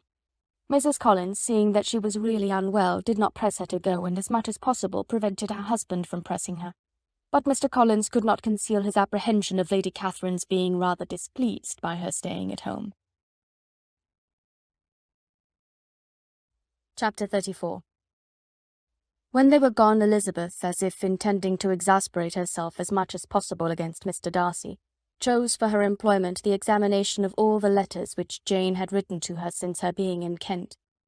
They contained no actual complaint, nor was there any revival of past occurrences, or any communication of present suffering. But in all, and in almost every line of each, there was a want of that cheerfulness which had been used to characterize her style, and which, proceeding from the serenity of a mind at ease with itself and kindly disposed towards everyone, had been scarcely ever clouded. Elizabeth noticed every sentence conveying the idea of uneasiness with an attention which it had hardly received on the first perusal. Mr. Darcy's shameful boast of what misery he had been able to inflict gave her a keener sense of her sister's sufferings. It was some consolation to think that his visit to Rosings was to end on the day after the next, and a still greater that in less than a fortnight she should herself be with Jane again, and enabled to contribute to the recovery of her spirits by all that affection could do. She could not think of Darcy's leaving Kent without remembering that his cousin was to go with him, but Colonel Fitzwilliam had made it clear that he had no intentions at all, and agreeable as he was, she did not mean to be unhappy about him. While settling this point, she was suddenly roused by the sound of the doorbell, and her spirits were a little fluttered by the idea of its being Colonel Fitzwilliam himself, who had once before called late in the evening, and might now come to inquire particularly after her. But this idea was soon banished, and her spirits were very differently affected when, to her utter amazement, she saw Mr. Darcy walk into the room. In an hurried manner he immediately began an inquiry after her health, imputing his visit to a wish of hearing that she were better. She answered him with cold civility. He sat down for a few moments, and then, getting up, walked about the room. Elizabeth was surprised, but said not a word. After a silence of several minutes he came towards her in an agitated manner, and thus began. "In vain I have struggled. It will not do. My feelings will not be repressed. You must allow me to tell you how ardently I admire and love you." Elizabeth's astonishment was beyond expression. She stared, coloured, doubted, and was silent. This he considered sufficient encouragement, and the avowal of all that he felt and had long felt for her immediately followed. He spoke well, but there were feelings besides those of the heart to be detailed, and he was not more eloquent on the subject of tenderness than of pride. His sense of her inferiority, of its being a degradation, of the family obstacles which had always opposed to inclination, were dwelt on with a warmth which seemed due to the consequence he was wounding, but was very unlikely to recommend his suit. In spite of her deeply rooted dislike, she could not be insensible to the compliment of such a man's affection, and though her intentions did not vary for an instant, she was at first sorry for the pain he was to receive, till, roused to resentment by his subsequent language, she lost all compassion in anger. She tried, however, to compose herself to answer him with patience when he should have done. He concluded with representing to her the strength of that attachment which, in spite of all his endeavours, he had found impossible to conquer, and with expressing his hope that it would now be rewarded by her acceptance of his hand. As he said this, she could easily see that he had no doubt of a favourable answer. He spoke of apprehension and anxiety, but his countenance expressed real security. Such a circumstance could only exasperate farther, and when he ceased, the colour rose into her cheeks, and she said, "In cases such as these, it is, I believe, the established mode to express a sense of obligation for the sentiments avowed, however unequally they may be returned. It is natural that obligation should be felt, and if I could feel gratitude, I would now thank you. But I cannot. I have never desired your good opinion, and you have certainly bestowed it most unwillingly. I am sorry to have occasioned pain to anyone. It has been most unconsciously done, however, and I hope will be of short duration. The feelings which, you tell me, have long prevented the acknowledgment of your regard can have little difficulty in overcoming it after this explanation." Mr. Darcy, who was leaning against the mantelpiece with his eyes fixed on her face, seemed to catch her words with no less resentment than surprise. His complexion became pale with anger, and the disturbance of his mind was visible in every feature. He was struggling for the appearance of composure, and would not open his lips till he believed himself to have attained it. The pause was to Elizabeth's feelings dreadful. At length, with a voice of forced calmness, he said, "And this is all the reply which I am to have the honour of expecting? I might, perhaps, wish to be informed why, with so little endeavour at civility, I am thus rejected. But it is of small importance." "I might as well inquire," replied she, "why, with so evident a desire of offending and insulting me, you chose to tell me that you liked me against your will, against your reason, and even against your character. Was not this some excuse for incivility if I was uncivil? But I have other provocations. You know I have. Had not my feelings decided against you, had they been indifferent, or had they even been favourable, do you think that any consideration would tempt me to accept the man who has been the means of ruining, perhaps forever, the happiness of a most beloved sister?" As she pronounced these words, Mr. Darcy changed colour, but the emotion was short, and he listened without attempting to interrupt her while she continued. "I have every reason in the world to think ill of you. No motive can excuse the unjust and ungenerous part you acted there. You dare not, you cannot deny, that you have been the principal, if not the only means of dividing them from each other, of exposing one to the censure of the world for caprice and instability, and the other to its derision for disappointed hopes, and involving them both in misery of the acutest kind." She paused, and saw with no slight indignation that he was listening with an air which proved him wholly unmoved by any feeling of remorse. He even looked at her with a smile of affected incredulity. "Can you deny that you have done it?" she repeated. With assumed tranquillity he then replied, "I have no wish of denying that I did everything in my power to separate my friend from your sister, or that I rejoice in my success. Towards him I have been kinder than towards myself." Elizabeth disdained the appearance of noticing this civil reflection, but its meaning did not escape, nor was it likely to conciliate her. "It is not merely this affair," she continued, "on which my dislike is founded. Long before it had taken place, my opinion of you was decided. Your character was unfolded in the recital which I received many months ago from Mr. Wickham. On this subject what can you have to say? In what imaginary act of friendship can you here defend yourself? Or under what misrepresentation can you here impose upon others?" "You take an eager interest in that gentleman's concerns," said Darcy in a less tranquil tone, and with a heightened colour. "Who that knows what his misfortunes have been can help feeling an interest in him?" "His misfortunes," repeated Darcy contemptuously. "Yes, his misfortunes have been great indeed." "And of your infliction," cried Elizabeth with energy, "you have reduced him to his present state of poverty, comparative poverty. You have withheld the advantages which you must know to have been designed for him. You have deprived the best years of his life of that independence which was no less his due than his desert. You have done all this, and yet you can treat the mention of his misfortune with contempt and ridicule." "And this," cried Darcy as he walked with quick steps across the room, "is your opinion of me? This is the estimation in which you hold me? I thank you for explaining it so fully. My faults, according to this calculation, are heavy indeed. But perhaps," added he, stopping in his walk and turning towards her, "these offences might have been overlooked, had not your pride been hurt by my honest confession of the scruples that had long prevented my forming any serious design. These bitter accusations might have been suppressed, had I, with greater policy, concealed my struggles, and flattered you into the belief of my being impelled by unqualified, unalloyed inclination. By reason, by reflection, by everything.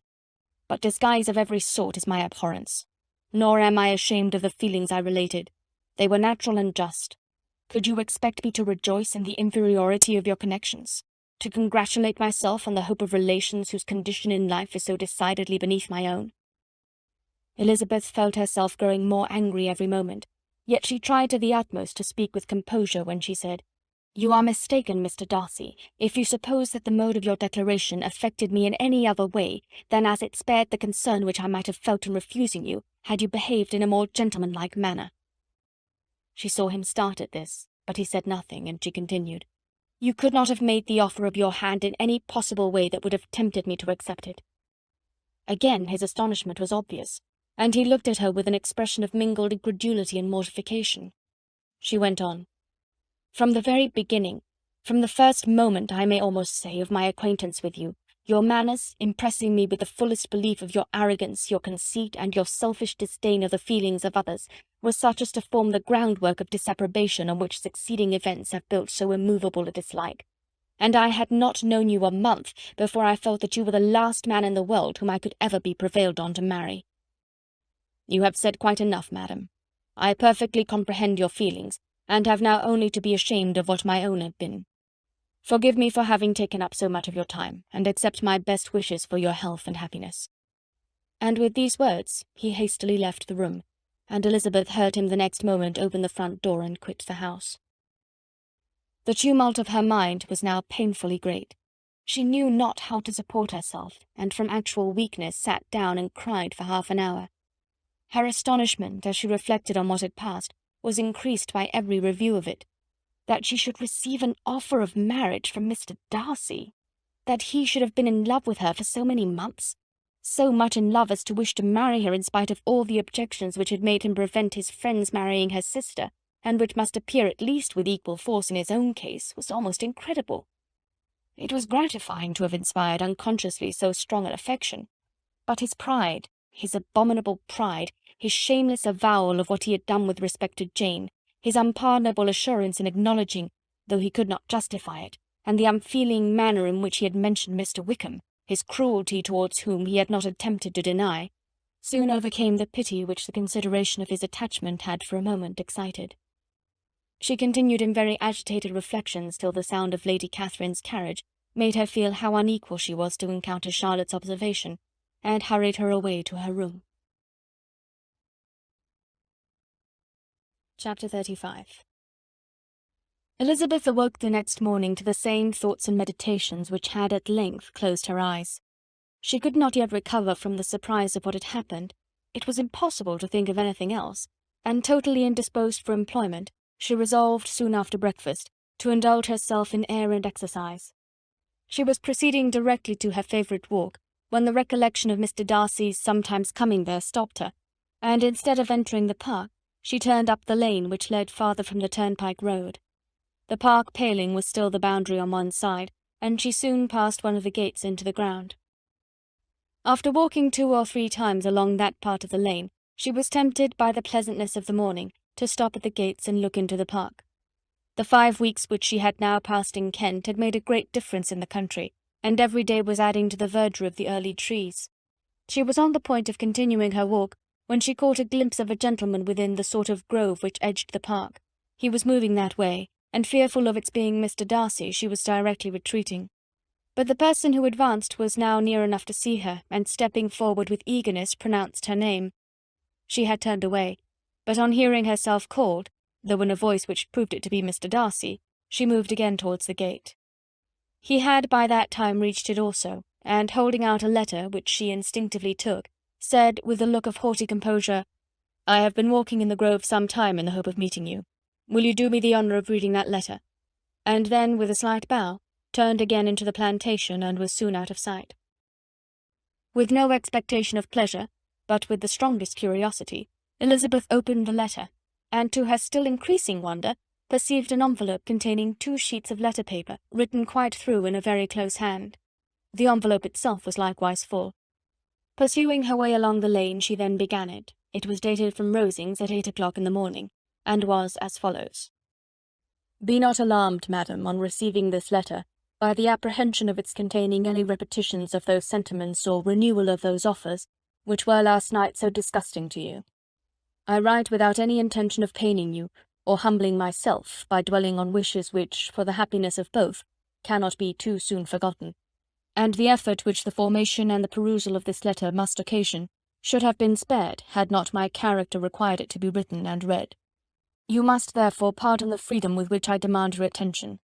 Your feelings, I know, will bestow it unwillingly, but I demand it of your justice.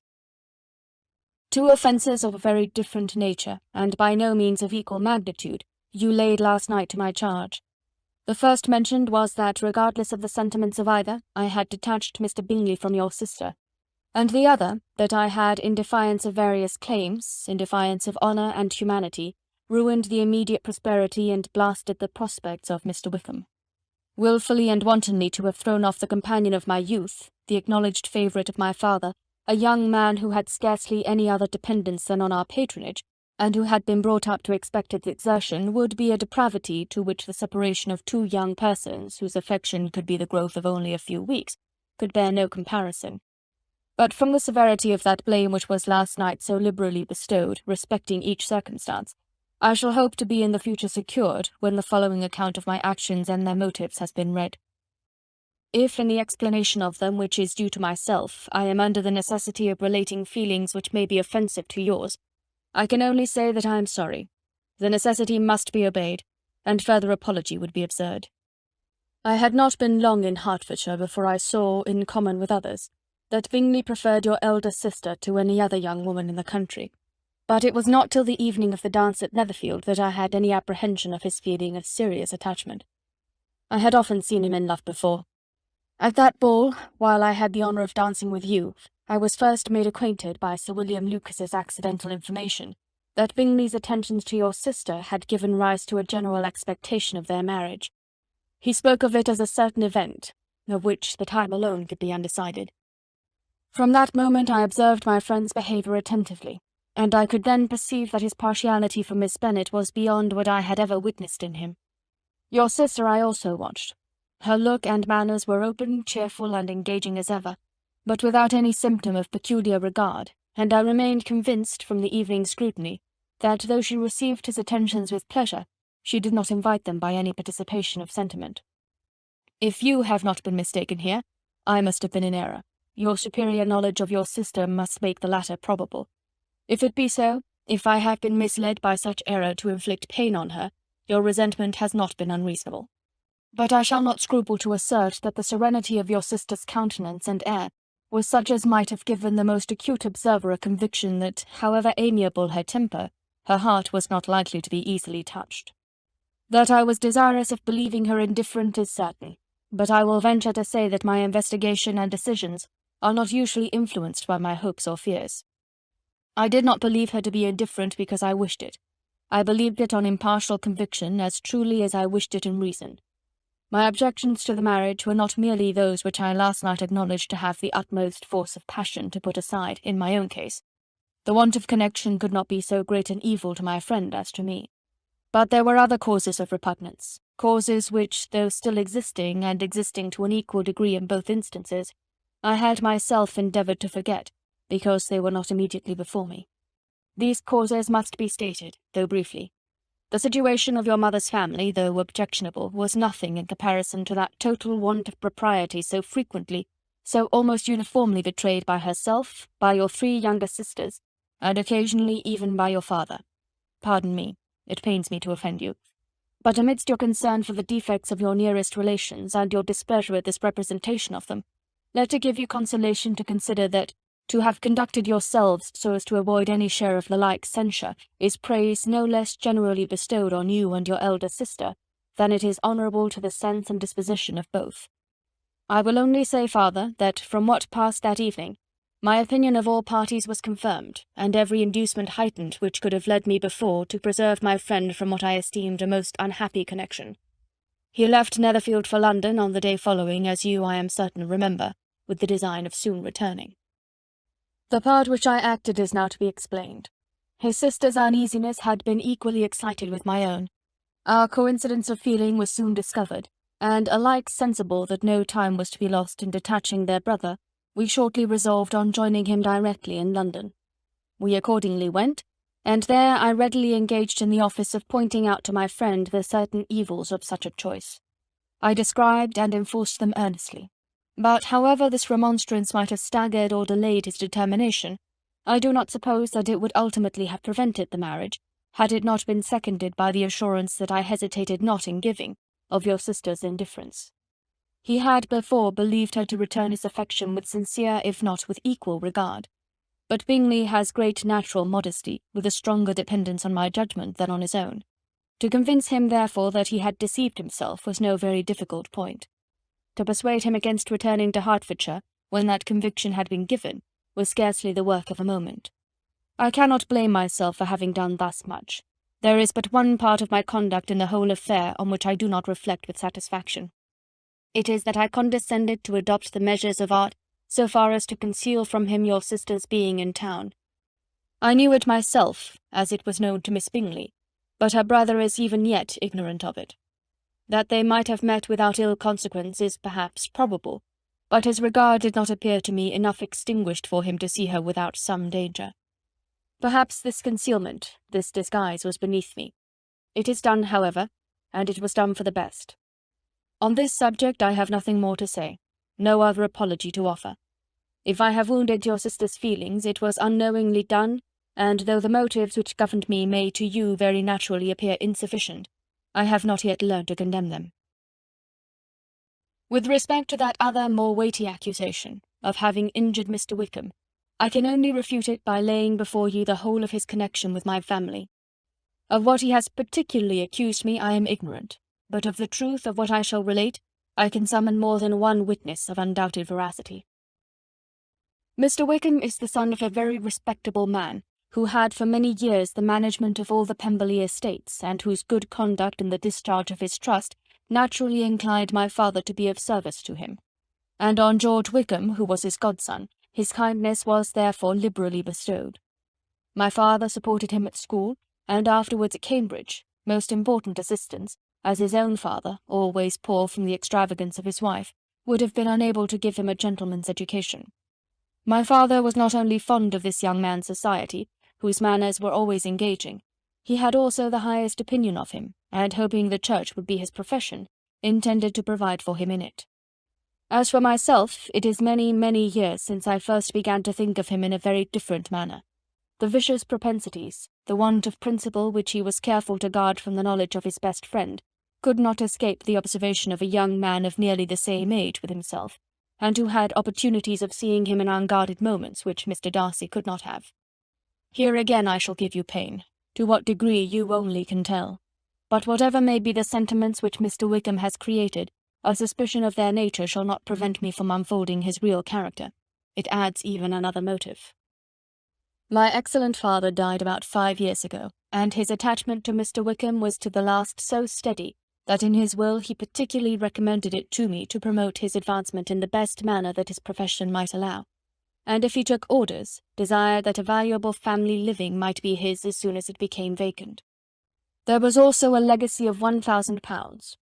His own father did not long survive mine, and within half a year from these events Mr. Wickham wrote to inform me that, having finally resolved against taking orders, he hoped I should not think it unreasonable for him to expect some more immediate pecuniary advantage, in lieu of the preferment by which he could not be benefited.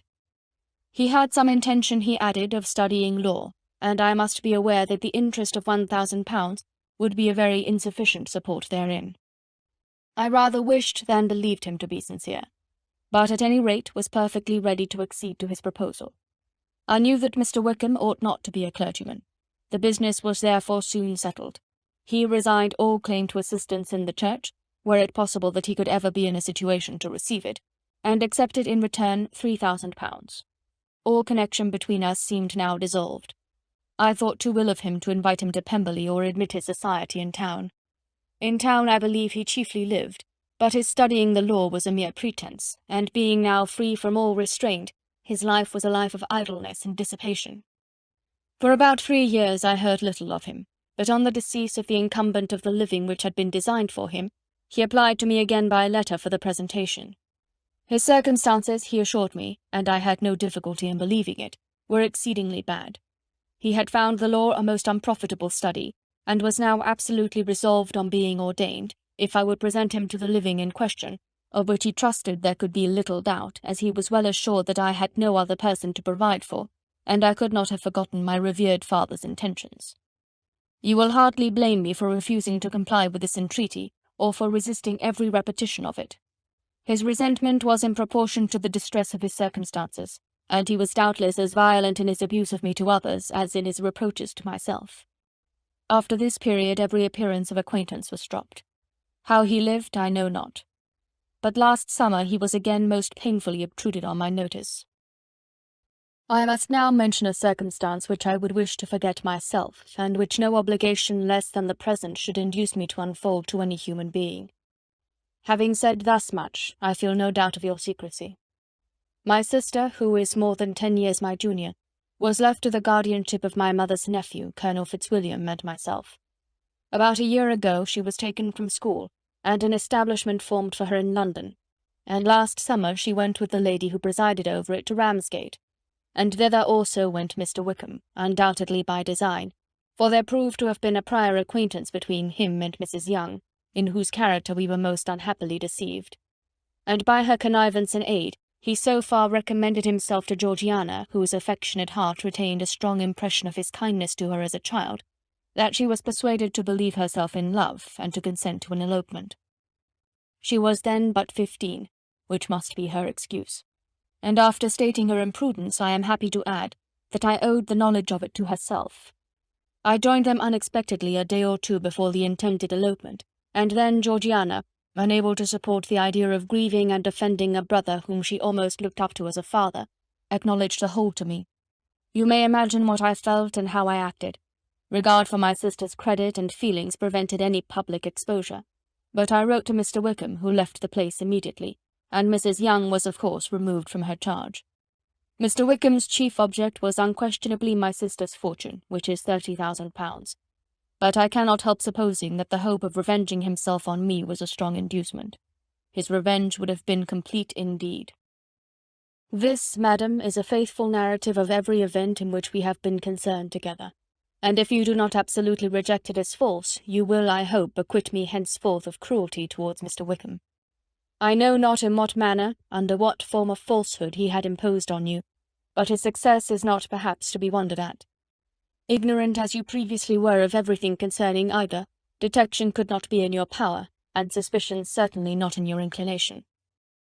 You may possibly wonder why all this was not told you last night, but I was not then master enough of myself to know what could or ought to be revealed. For the truth of everything here related, I can appeal more particularly to the testimony of Colonel Fitzwilliam, who, from our near relationship and constant intimacy, and still more as one of the executors of my father's will, has been unavoidably acquainted with every particular of these transactions. If your abhorrence of me should make my assertions valueless, you cannot be prevented by the same course from confiding in my cousin, and that there may be the possibility of consulting him, I shall endeavour to find some opportunity of putting this letter in your hands in the course of the morning. I will only add, God bless you. Fitzwilliam Darcy.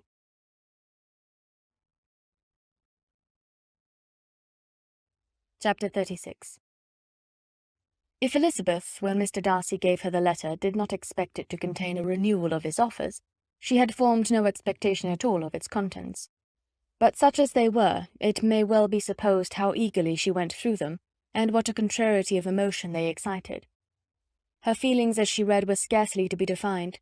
With amazement did she first understand that he believed any apology to be in his power, and steadfastly was she persuaded that he could have no explanation to give, which a just sense of shame would not conceal. With a strong prejudice against everything he might say, she began his account of what had happened at Netherfield. She read with an eagerness which hardly left her power of comprehension, and from impatience of knowing what the next sentence might bring, was incapable of attending to the sense of the one before her eyes. His belief of her sister's insensibility she instantly resolved to be false, and his account of the real, the worst objections to the match, made her too angry to have any wish of doing him justice. He expressed no regret for what he had done which satisfied her. His style was not penitent, but haughty. It was all pride and insolence. But when this subject was succeeded by his account of Mr. Wickham, when she read with somewhat clearer attention a relation of events which, if true, must overthrow every cherished opinion of his worth, and which bore so alarming an affinity to his own history of himself, her feelings were yet more acutely painful and more difficult of definition. Astonishment, apprehension, and even horror oppressed her. She wished to discredit it entirely, repeatedly exclaiming, "This must be false, this cannot be, this must be the grossest falsehood." And when she had gone through the whole letter, though scarcely knowing anything of the last page or two, put it hastily away, protesting that she would not regard it, that she would never look in it again. In this perturbed state of mind, with thoughts that could rest on nothing, she walked on. But it would not do. In half a minute the letter was unfolded again, and collecting herself as well as she could, she again began the mortifying perusal of all that related to Wickham, and commanded herself so far as to examine the meaning of every sentence. The account of his connection with the Pemberley family was exactly what he had related himself, and the kindness of the late Mr. Darcy, though she had not before known its extent, agreed equally well with his own words. So far each recital confirmed the other. But when she came to the will, the difference was great. What Wickham had said of the living was fresh in her memory, and as she recalled his very words, it was impossible not to feel that there was gross duplicity on one side or the other, and for a few moments she flattered herself that her wishes did not err. But when she read and re-read with the closest attention the particulars immediately following, of Wickham's resigning all pretensions to the living, of his receiving in lieu so considerable a sum as £3,000, again she was forced to hesitate. She put down the letter, weighed every circumstance with what she meant to be impartiality, deliberated on the probability of each statement, but with little success. On both sides it was only assertion. Again she read on, but every line proved more clearly that the affair, which she had believed it impossible that any contrivance could so represent as to render Mr. Darcy's conduct in it less than infamous, was capable of a turn which must make him entirely blameless throughout the whole. The extravagance and general profligacy which he scrupled not to lay at Mr. Wickham's charge exceedingly shocked her, the more so as she could bring no proof of its injustice. She had never heard of him before his entrance into the shire militia, in which she had engaged at the persuasion of the young man who, on meeting him accidentally in town, had there renewed a slight acquaintance. Of his former way of life nothing had been known in Hertfordshire but what he told himself. As to his real character, had information been in her power, she had never felt a wish of inquiring. His countenance, voice, and manner had established him at once in the possession of every virtue. She tried to recollect some instance of goodness, some distinguished trait of integrity or benevolence that might rescue him from the attacks of Mr. Darcy, or at least by the predominance of virtue atone for those casual errors under which she would endeavour to class what Mr. Darcy had described as the idleness and vice of many years' continuance. But no such recollection befriended her. She could see him instantly before her, in every charm of air and address, but she could remember no more substantial good than the general approbation of the neighbourhood, and the regard which his social powers had gained him in the mess. After pausing on this point a considerable while, she once more continued to read. But alas! the story which followed of his designs on Miss Darcy received some confirmation from what had passed between Colonel Fitzwilliam and herself only the morning before, and at last she was referred for the truth of every particular to Colonel Fitzwilliam himself, from whom she had previously received the information of his near concern in all his cousin's affairs, and whose character she had no reason to question. At one time she had almost resolved on applying to him, but the idea was checked by the awkwardness of the application, and at length wholly banished by the conviction that Mr. Darcy would never have hazarded such a proposal if he had not been well assured of his cousin's corroboration. She perfectly remembered everything that had passed in conversation between Wickham and herself in their first evening at Mr. Phillips's. Many of his expressions were still fresh in her memory. She was now struck with the impropriety of such communications to a stranger, and wondered it had escaped her before. She saw the indelicacy of putting himself forward as he had done, and the inconsistency of his professions with his conduct. She remembered that he had boasted of having no fear of seeing Mr. Darcy, that Mr. Darcy might leave the country, but that he should stand his ground, yet he had avoided the Netherfield ball the very next week. She remembered also that, till the Netherfield family had quitted the country, he had told his story to no one but herself, but that after their removal it had been everywhere discussed, that he had then no reserves, no scruples in sinking Mr. Darcy's character, though he had assured her that respect for the father would always prevent his exposing the son. How differently did everything now appear in which he was concerned! His attentions to Miss King were now the consequence of views solely and hatefully mercenary, and the mediocrity of her fortune proved no longer the moderation of his wishes, but his eagerness to grasp at anything. His behaviour to herself could now have had no tolerable motive. He had either been deceived with regard to her fortune, or had been gratifying his vanity by encouraging the preference which she believed she had most incautiously shown. Every lingering struggle in his favour grew fainter and fainter, and in farther justification of Mr. Darcy, she could not but allow Mr. Bingley, when questioned by Jane, had long ago asserted his blamelessness in the affair, that proud and repulsive as were his manners, she had never, in the whole course of their acquaintance, an acquaintance which had latterly brought them much together, and given her a sort of intimacy with his ways, seen anything that betrayed him to be unprincipled or unjust, anything that spoke him of irreligious or immoral habits, that among his own connections he was esteemed and valued, that even Wickham had allowed him merit as a brother, and that she had often heard him speak so affectionately of his sister as to prove him capable of some amiable feeling, that had his actions been what Mr. Wickham represented them, so gross a violation of everything right could hardly have been concealed from the world, and that friendship between a person capable of it and such an amiable man as Mr. Bingley was incomprehensible. She grew absolutely ashamed of herself. Of neither Darcy nor Wickham could she think without feeling she had been blind, partial, prejudiced, absurd. "How despicably I have acted!" she cried. "I, who have prided myself on my discernment, I, who have valued myself on my abilities, who have often disdained the generous candour of my sister, and gratified my vanity in useless or blameable mistrust. How humiliating is this discovery! Yet how just a humiliation! Had I been in love, I could not have been more wretchedly blind. But vanity, not love, has been my folly. Pleased with the preference of one, and offended by the neglect of the other on the very beginning of our acquaintance, I have courted prepossession and ignorance, and driven reason away where either were concerned. Till this moment I never knew myself." From herself to Jane, from Jane to Bingley, her thoughts were in a line which soon brought to her recollection that Mr. Darcy's explanation there had appeared very insufficient, and she read it again. Widely different was the effect of a second perusal. How could she deny that credit to his assertions in one instance, which she had been obliged to give in the other?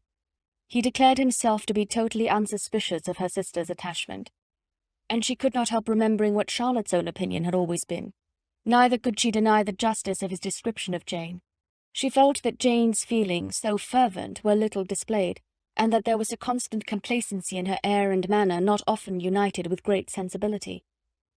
When she came to that part of the letter in which her family were mentioned in terms of such mortifying yet merited reproach, her sense of shame was severe. The justice of the charge struck her too forcibly for denial, and the circumstances to which he particularly alluded as having passed at the Netherfield ball, and as confirming all his first disapprobation, could not have made a stronger impression on his mind than on hers. The compliment to herself and her sister was not unfelt. It soothed, but it could not console her for the contempt which had thus been self-attracted by the rest of her family, and as she considered that Jane's disappointment had in fact been the work of her nearest relations, and reflected how materially the credit of both must be hurt by such impropriety of conduct, she felt depressed beyond anything she had ever known before. After wandering along the lane for 2 hours, giving way to every variety of thought, reconsidering events, determining probabilities, and reconciling herself as well as she could to a change so sudden and so important, fatigue and a recollection of her long absence made her at length return home, and she entered the house with the wish of appearing cheerful as usual, and the resolution of repressing such reflections as must make her unfit for conversation. She was immediately told that the 2 gentlemen from Rosings had each called during her absence, Mr. Darcy only for a few minutes to take leave, but that Colonel Fitzwilliam had been sitting with them at least an hour, hoping for her return, and almost resolving to walk after her till she could be found.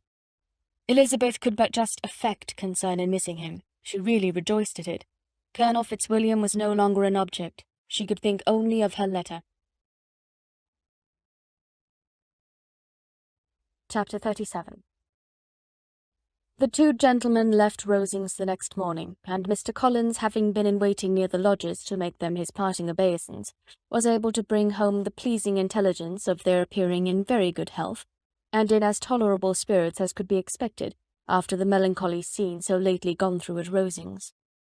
To Rosings he then hastened to console Lady Catherine and her daughter, and on his return brought back, with great satisfaction, a message from her ladyship importing that she felt herself so dull as to make her very desirous of having them all to dine with her. Elizabeth could not see Lady Catherine without recollecting that, had she chosen it, she might by this time have been presented to her as her future niece, nor could she think without a smile of what her ladyship's indignation would have been. What would she have said, how would she have behaved, were questions with which she amused herself. Their first subject was the diminution of the Rosings party. "I assure you I feel it exceedingly," said Lady Catherine. "I believe no one feels the loss of friends so much as I do, but I am particularly attached to these young men, and know them to be so attached to me. They were excessively sorry to go, but so they always are. The dear Colonel rallied his spirits tolerably till just at last, but Darcy seemed to feel it most acutely, more, I think, than last year. His attachment to Rosings certainly increases." Mr. Collins had a compliment and an allusion to throw in here, which were kindly smiled on by the mother and daughter. Lady Catherine observed, after dinner, that Miss Bennet seemed out of spirits, and immediately accounting for it by herself, by supposing that she did not like to go home again so soon, she added, "But if that is the case, you must write to your mother and beg that you may stay a little longer. Mrs. Collins will be very glad of your company, I am sure." "I am very obliged to your ladyship for your kind invitation," replied Elizabeth, "but it is not in my power to accept it. I must be in town next Saturday." "Why, at that rate you will have been here only 6 weeks. I expected you to stay 2 months. I told Mrs. Collins so before you came. There can be no occasion for your going so soon. Mrs. Bennet could certainly spare you for another fortnight." "But my father cannot. He wrote last week to hurry my return." "Oh, your father, of course, may spare you, if your mother can. Daughters are never of so much consequence to a father, and if you will stay another month complete, it will be in my power to take one of you as far as London, for I am going there early in June for a week, and as Dawson does not object to the barouche box, there will be very good room for one of you, and indeed, if the weather should happen to be cool, I should not object to taking you both, as you are neither of you large." "You are all kindness, madam, but I believe we must abide by our original plan." Lady Catherine seemed resigned. Mrs. Collins, you must send a servant with them. You know I always speak my mind, and I cannot bear the idea of two young women travelling post by themselves. It is highly improper. You must contrive to send somebody. I have the greatest dislike in the world to that sort of thing. Young women should always be properly guarded and attended according to their situation in life. When my niece Georgiana went to Ramsgate last summer, I made a point of her having 2 men-servants go with her. Miss Darcy, the daughter of Mr. Darcy of Pemberley, and Lady Anne, could not have appeared with propriety in a different manner. I am excessively attentive to all those things. You must send John with the young ladies, Mrs. Collins. I am glad it occurred to me to mention it, for it would really be discreditable to you to let them go alone. My uncle is to send a servant for us. Oh, your uncle! He keeps a manservant, does he? I am very glad you have somebody who thinks of these things.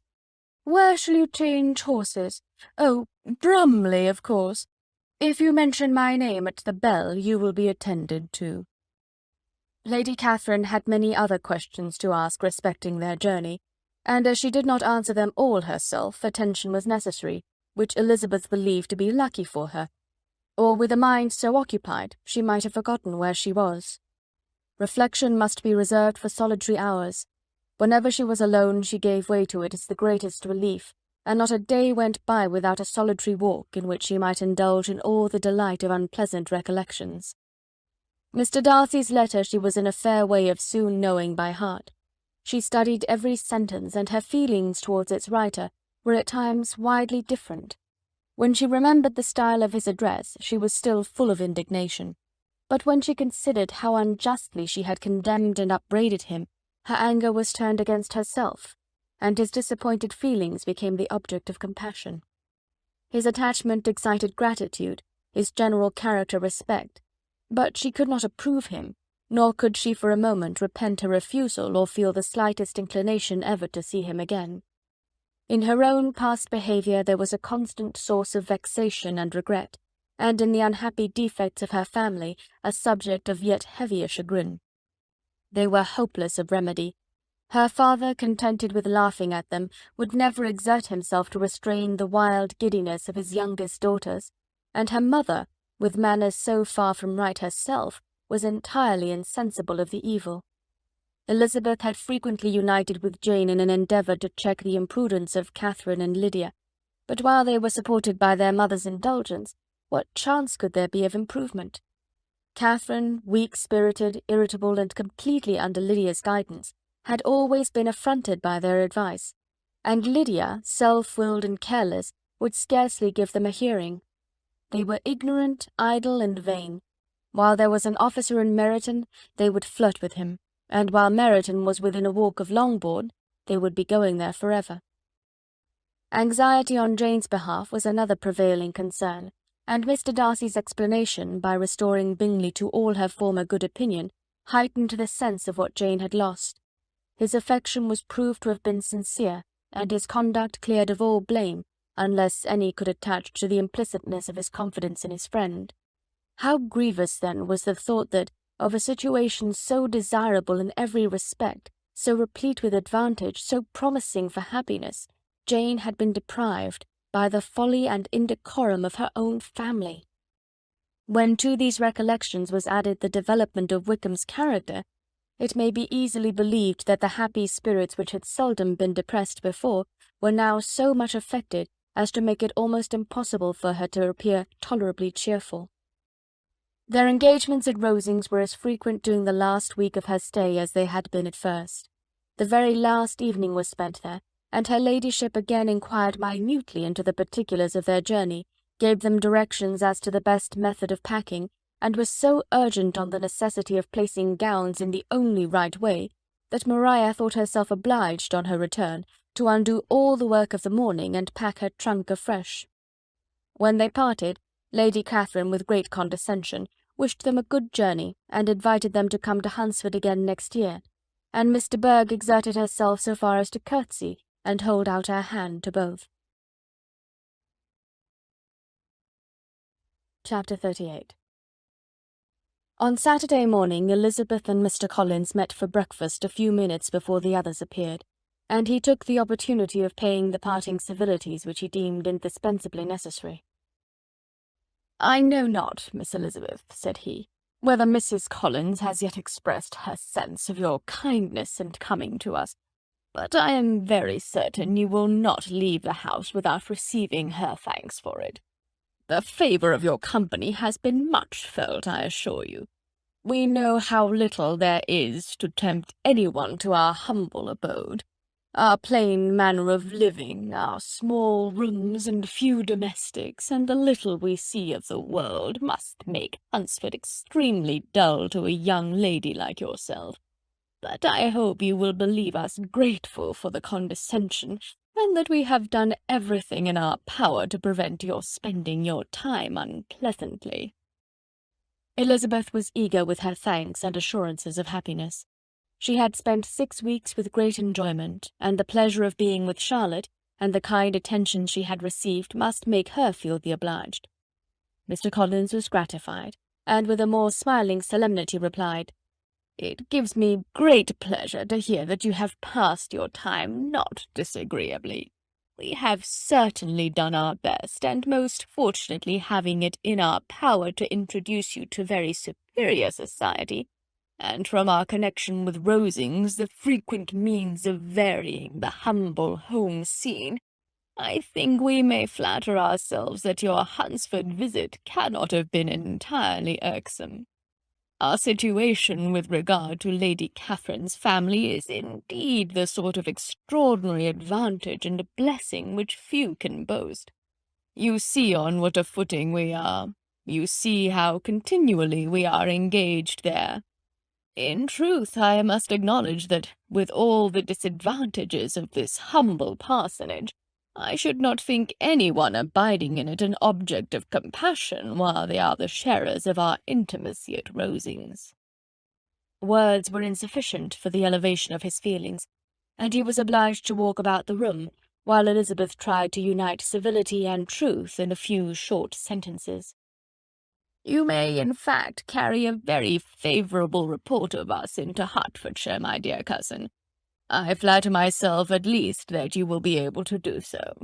Lady Catherine's great attentions to Mrs. Collins have been a daily witness of, and altogether, I trust, it does not appear that your friend has drawn an unfortunate. But on this point it will be as well to be silent. Only let me assure you, my dear Miss Elizabeth, that I can from my heart most cordially wish you equal felicity in marriage. My dear Charlotte and I have but one mind and one way of thinking. There is in everything a most remarkable resemblance of character and ideas between us. We seem to have been designed for each other." Elizabeth could safely say that it was a great happiness where that was the case, and with equal sincerity could add that she firmly believed and rejoiced in his domestic comforts. She was not sorry, however, to have the recital of them interrupted by the lady from whom they sprang. Poor Charlotte! It was melancholy to leave her to such society, but she had chosen it with her eyes open, and though evidently regretting that her visitors were to go, she did not seem to ask for compassion. Her home and her housekeeping, her parish and her poultry, and all their dependent concerns, had not yet lost their charms. At length the chaise arrived, the trunks were fastened on, the parcels placed within, and it was pronounced to be ready. After an affectionate parting between the friends, Elizabeth was attended to the carriage by Mr. Collins, and as they walked down the garden he was commissioning her with his best respects to all her family, not forgetting his thanks for the kindness he had received at Longbourn in the winter, and his compliments to Mr. and Mrs. Gardiner, though unknown. He then handed her in, Maria followed, and the door was on the point of being closed, when he suddenly reminded them, with some consternation, that they had hitherto forgotten to leave any message for the ladies at Rosings. "But," he added, "you will of course wish to have your humble respects delivered to them, with your grateful thanks for their kindness to you while you have been here." Elizabeth made no objection. The door was then allowed to be shut, and the carriage drove off. "Good gracious!" cried Maria, after a few minutes' silence. "It seems but a day or two since we first came, And yet how many things have happened?" "A great many indeed," said her companion with a sigh. "We have dined 9 times at Rosings, besides drinking tea there twice. How much I shall have to tell!" Elizabeth added privately, "and how much I shall have to conceal." Their journey was performed without much conversation or any alarm, and within 4 hours of their leaving Hunsford they reached Mr. Gardiner's house, where they were to remain a few days. Jane looked well, and Elizabeth had little opportunity of studying her spirits amidst the various engagements which the kindness of her aunt had reserved for them. But Jane was to go home with her, and at Longbourn there would be leisure enough for observation. It was not without an effort, meanwhile, that she could wait even for Longbourn before she told her sister of Mr. Darcy's proposals. To know that she had the power of revealing what would so exceedingly astonish Jane, and must at the same time so highly gratify whatever of her own vanity she had not yet been able to reason away, was such a temptation to openness as nothing could have conquered but the state of indecision in which she remained as to the extent of what she should communicate, and her fear, if she once entered on the subject, of being hurried into repeating something of Bingley which might only grieve her sister further. Chapter 39. It was the 2nd week in May in which the 3 young ladies set out together from Gracechurch Street for the town of in Hertfordshire, and as they drew near the appointed inn where Mr. Bennet's carriage was to meet them, they quickly perceived, in token of the coachman's punctuality, both Kitty and Lydia looking out of a dining-room upstairs. These 2 girls had been above an hour in the place, happily employed in visiting an opposite milliner, watching the sentinel on guard, and dressing a salad and cucumber. After welcoming their sisters, they triumphantly displayed a table set out with such cold meat as an inn larder usually affords, exclaiming, "Is not this nice? Is not this an agreeable surprise?" "And we mean to treat you all," added Lydia, "but you must lend us the money, for we have just spent ours at the shop out there." Then, showing her purchases, "Look here, I have bought this bonnet. I do not think it is very pretty, but I thought I might as well buy it as not. I shall pull it to pieces as soon as I get home, and see if I can make it up any better." And when her sisters abused it as ugly, she added with perfect unconcern, "Oh, but there were 2 or 3 much uglier in the shop, and when I have bought some prettier coloured satin to trim it with fresh, I think it will be very tolerable. Besides, it will not much signify what one wears this summer, after the Shire have left Meryton, and they are going in a fortnight." "Are they indeed?" cried Elizabeth with the greatest satisfaction. "They are going to be encamped near Brighton, and I do so want papa to take us all there for the summer. It would be such a delicious scheme, and I dare say would hardly cost anything at all. Mamma would like to go too, of all things. Only think what a miserable summer else we shall have." Yes, thought Elizabeth, that would be a delightful scheme indeed, and completely do for us at once. Good heaven! Brighton and a whole campful of soldiers to us who have been overset already by one poor regiment of militia and the monthly balls of Meryton. "Now I have got some news for you," said Lydia, as they sat down at table. "What do you think? It is excellent news, capital news, and about a certain person we all like." Jane and Elizabeth looked at each other, and the waiter was told he need not stay. Lydia laughed and said, "Aye, that is just like your formality and discretion. You thought the waiter must not hear, as if he cared. I dare say he often hears worse things said than I am going to say. But he is an ugly fellow. I am glad he is gone. I never saw such a long chin in my life. Well, but now for my news. It is about dear Wickham, too good for the waiter, is it not? There is no danger of Wickham's marrying Mary King. That's for you. She is gone down to her uncle at Liverpool, gone to stay. Wickham is safe." "And Mary King is safe," added Elizabeth, "safe from a connection imprudent as to fortune." "She's a great fool for going away if she liked him." "But I hope there is no strong attachment on either side," said Jane. "I'm sure there is not on his. I will answer for it, he never cared 3 straws about her. Who could about such a nasty little freckled thing?" Elizabeth was shocked to think that, however incapable of such coarseness of expression herself, the coarseness of the sentiment was little other than her own breast had harboured and fancied liberal. As soon as all had ate and the elder ones paid, the carriage was ordered, and after some contrivance the whole party, with all their boxes, work-bags, and parcels, and the unwelcome addition of Kitty's and Lydia's purchases, were seated in it. "How nicely we are all crammed in," cried Lydia. "I am glad I bought my bonnet, if it is only for the fun of having another bandbox. Well, now let us be quite comfortable and snug, and talk and laugh all the way home. And in the first place, let us hear what has happened to you all since you went away. Have you seen any pleasant men? Have you had any flirting? I was in great hopes that one of you would have got a husband before you came back. Jane will be quite an old maid soon, I declare. She is almost 23. Lord, how ashamed I should be of not being married before 23. My Aunt Phillips wants you so to get husbands, you can't think. She says Lizzie had better have taken Mr. Collins, but I do not think there would have been any fun in it. Lord, how I should like to be married before any of you, and then I would chaperone you about to all the balls. Dear me, we had such a good piece of fun the other day at Colonel Foster's.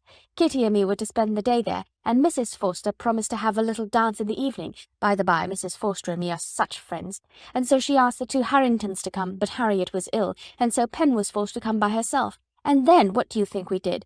We dressed up Chamberlain in women's clothes on purpose to pass for a lady. Only think what fun! Not a soul knew of it but Colonel and Mrs. Foster and Kitty and me, except my aunt, for we were forced to borrow one of her gowns, and you cannot imagine how well he looked.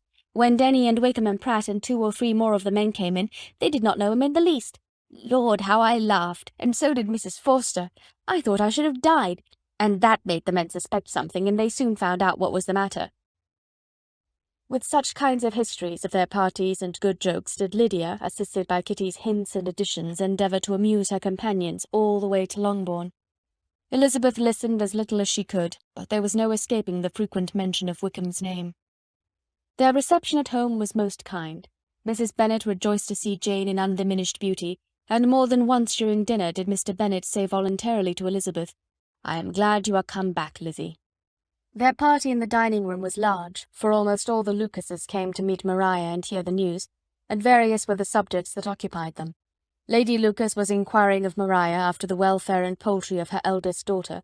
Mrs. Bennet was doubly engaged, on one hand collecting an account of the present fashions from Jane, who sat some way below her, and on the other retailing them to all the younger Lucases, and Lydia, in a voice rather louder than any other person's, was enumerating the various pleasures of the morning to anybody who would hear her.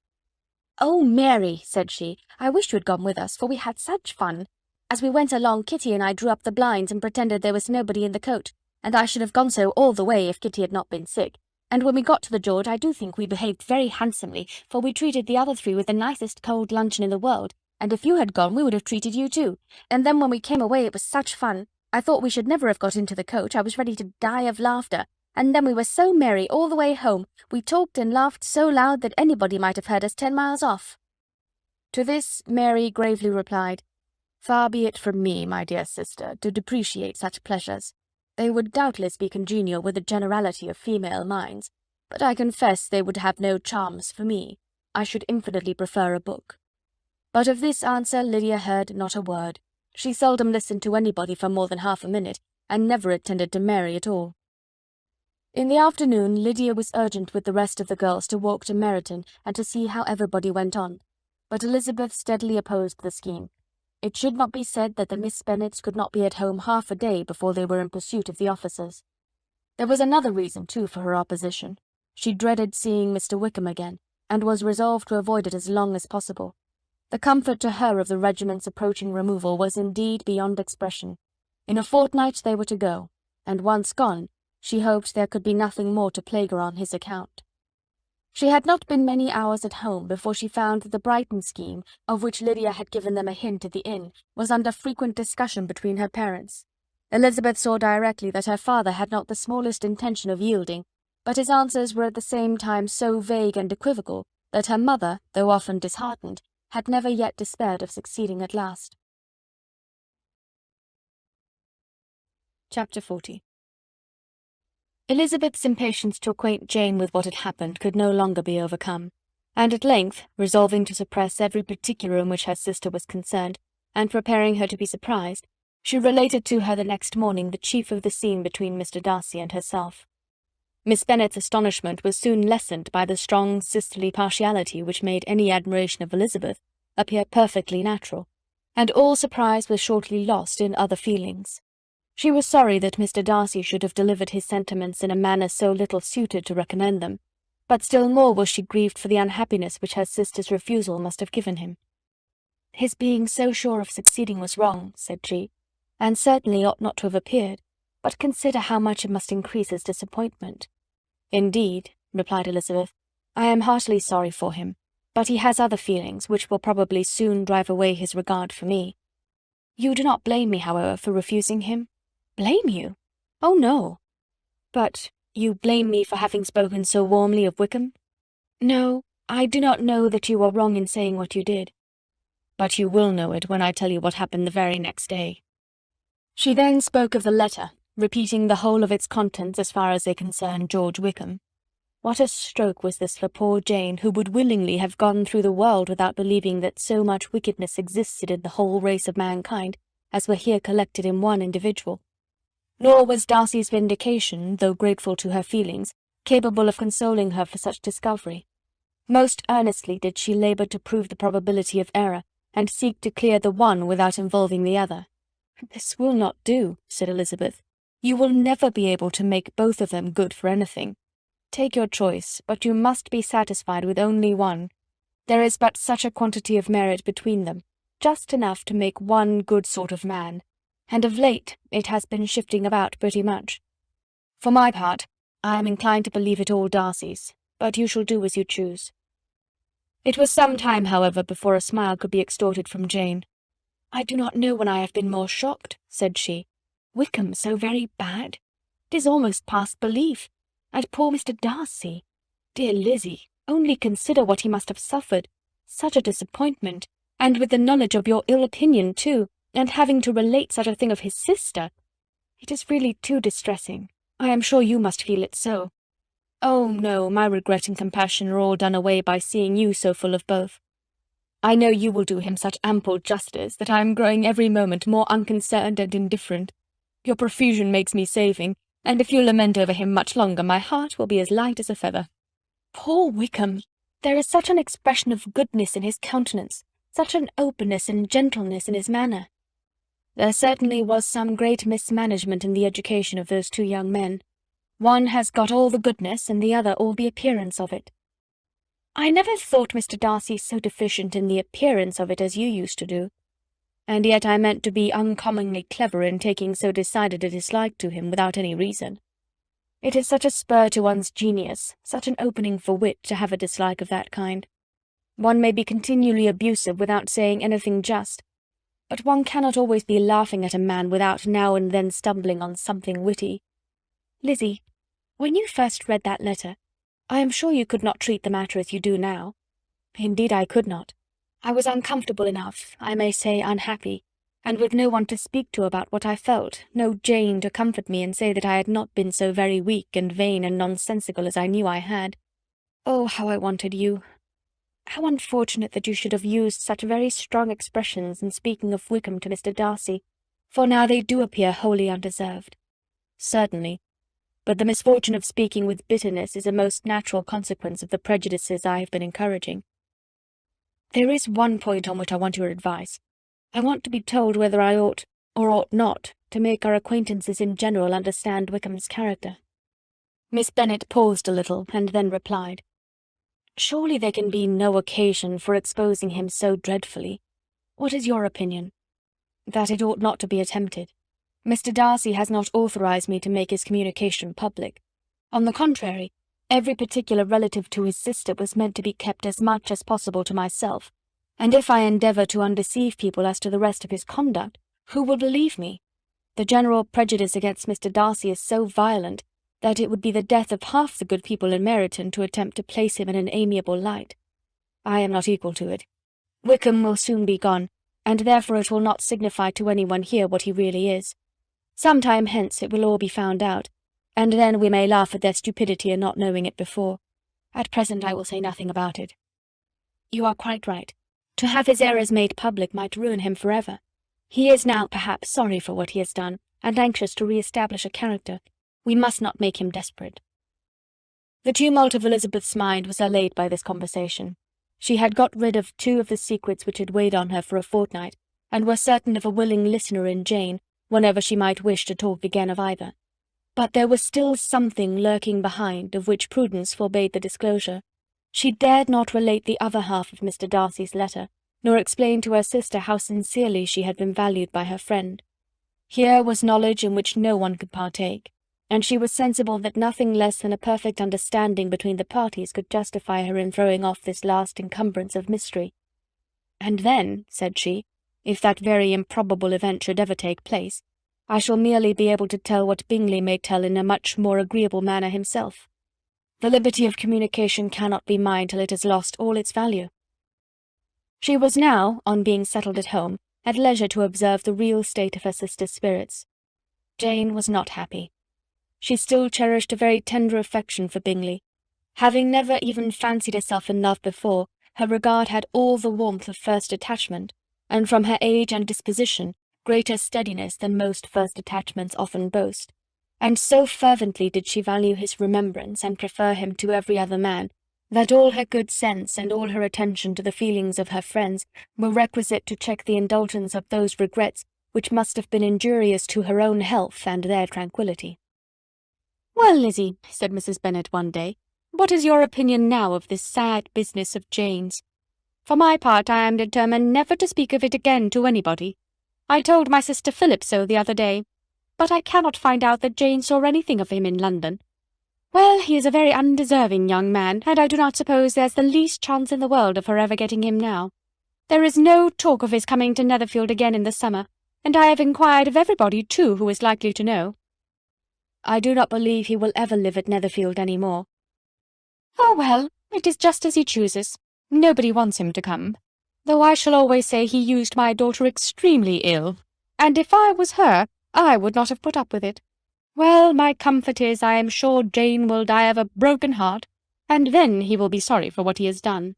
But as Elizabeth should not receive comfort from any such expectation, she made no answer. "Well, Lizzie," continued her mother soon afterwards, "and so the Collinses live very comfortable, do they? Well, well, I only hope it will last. And what sort of table do they keep? Charlotte is an excellent manager, I dare say. If she is half as sharp as her mother, she is saving enough. There is nothing extravagant in their housekeeping, I dare say." "No, nothing at all." "A great deal of good management, depend upon it. Yes, yes, they will take care not to outrun their income. They will never be distressed for money. Well, much good may it do them. And so I suppose they often talk of having Longbourn when your father is dead. They look upon it as quite their own, I dare say, whenever that happens." "It was a subject which they could not mention before me." "No, it would have been strange if they had, but I make no doubt they often talk of it between themselves. Well, if they can be easy with an estate that is not lawfully their own, so much the better. I should be ashamed of having one that was only entailed on me."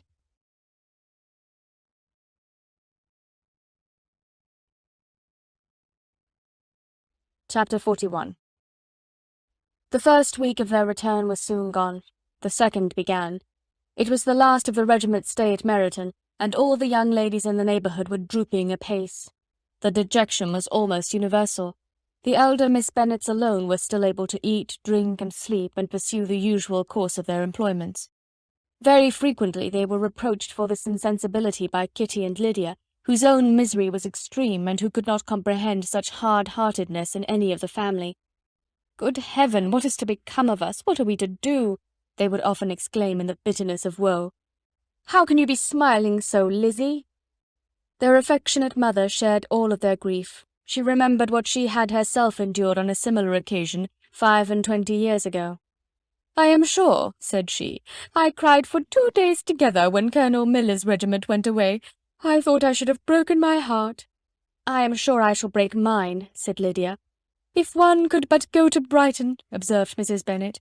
"Oh, yes, if one could but go to Brighton, but papa is so disagreeable. A little sea-bathing would set me up for ever. And my Aunt Phillips is sure it would do me a great deal of good," added Kitty. Such were the kind of lamentations resounding perpetually through Longbourn House. Elizabeth tried to be diverted by them, but all sense of pleasure was lost in shame. She felt anew the justice of Mr. Darcy's objections, and never had she been so much disposed to pardon his interference in the views of his friend. But the gloom of Lydia's prospect was shortly cleared away, for she received an invitation from Mrs. Forster, the wife of the colonel of the regiment, to accompany her to Brighton. This invaluable friend was a very young woman, and very lately married. A resemblance in good humour and good spirits had recommended her and Lydia to each other, and out of their 3 months' acquaintance they had been intimate, too. The rapture of Lydia on this occasion, her adoration of Mrs. Forster, The delight of Mrs. Bennet and the mortification of Kitty are scarcely to be described. Wholly inattentive to her sister's feelings, Lydia flew about the house in restless ecstasy, calling for everyone's congratulations and laughing and talking with more violence than ever, whilst the luckless Kitty continued in the parlour, repined at her fate in terms as unreasonable as her accent was peevish. "I cannot see why Mrs. Forster should not ask me as well as Lydia," said she, "though I am not her particular friend. I have just as much right to be asked as she has, and more too, for I am 2 years older."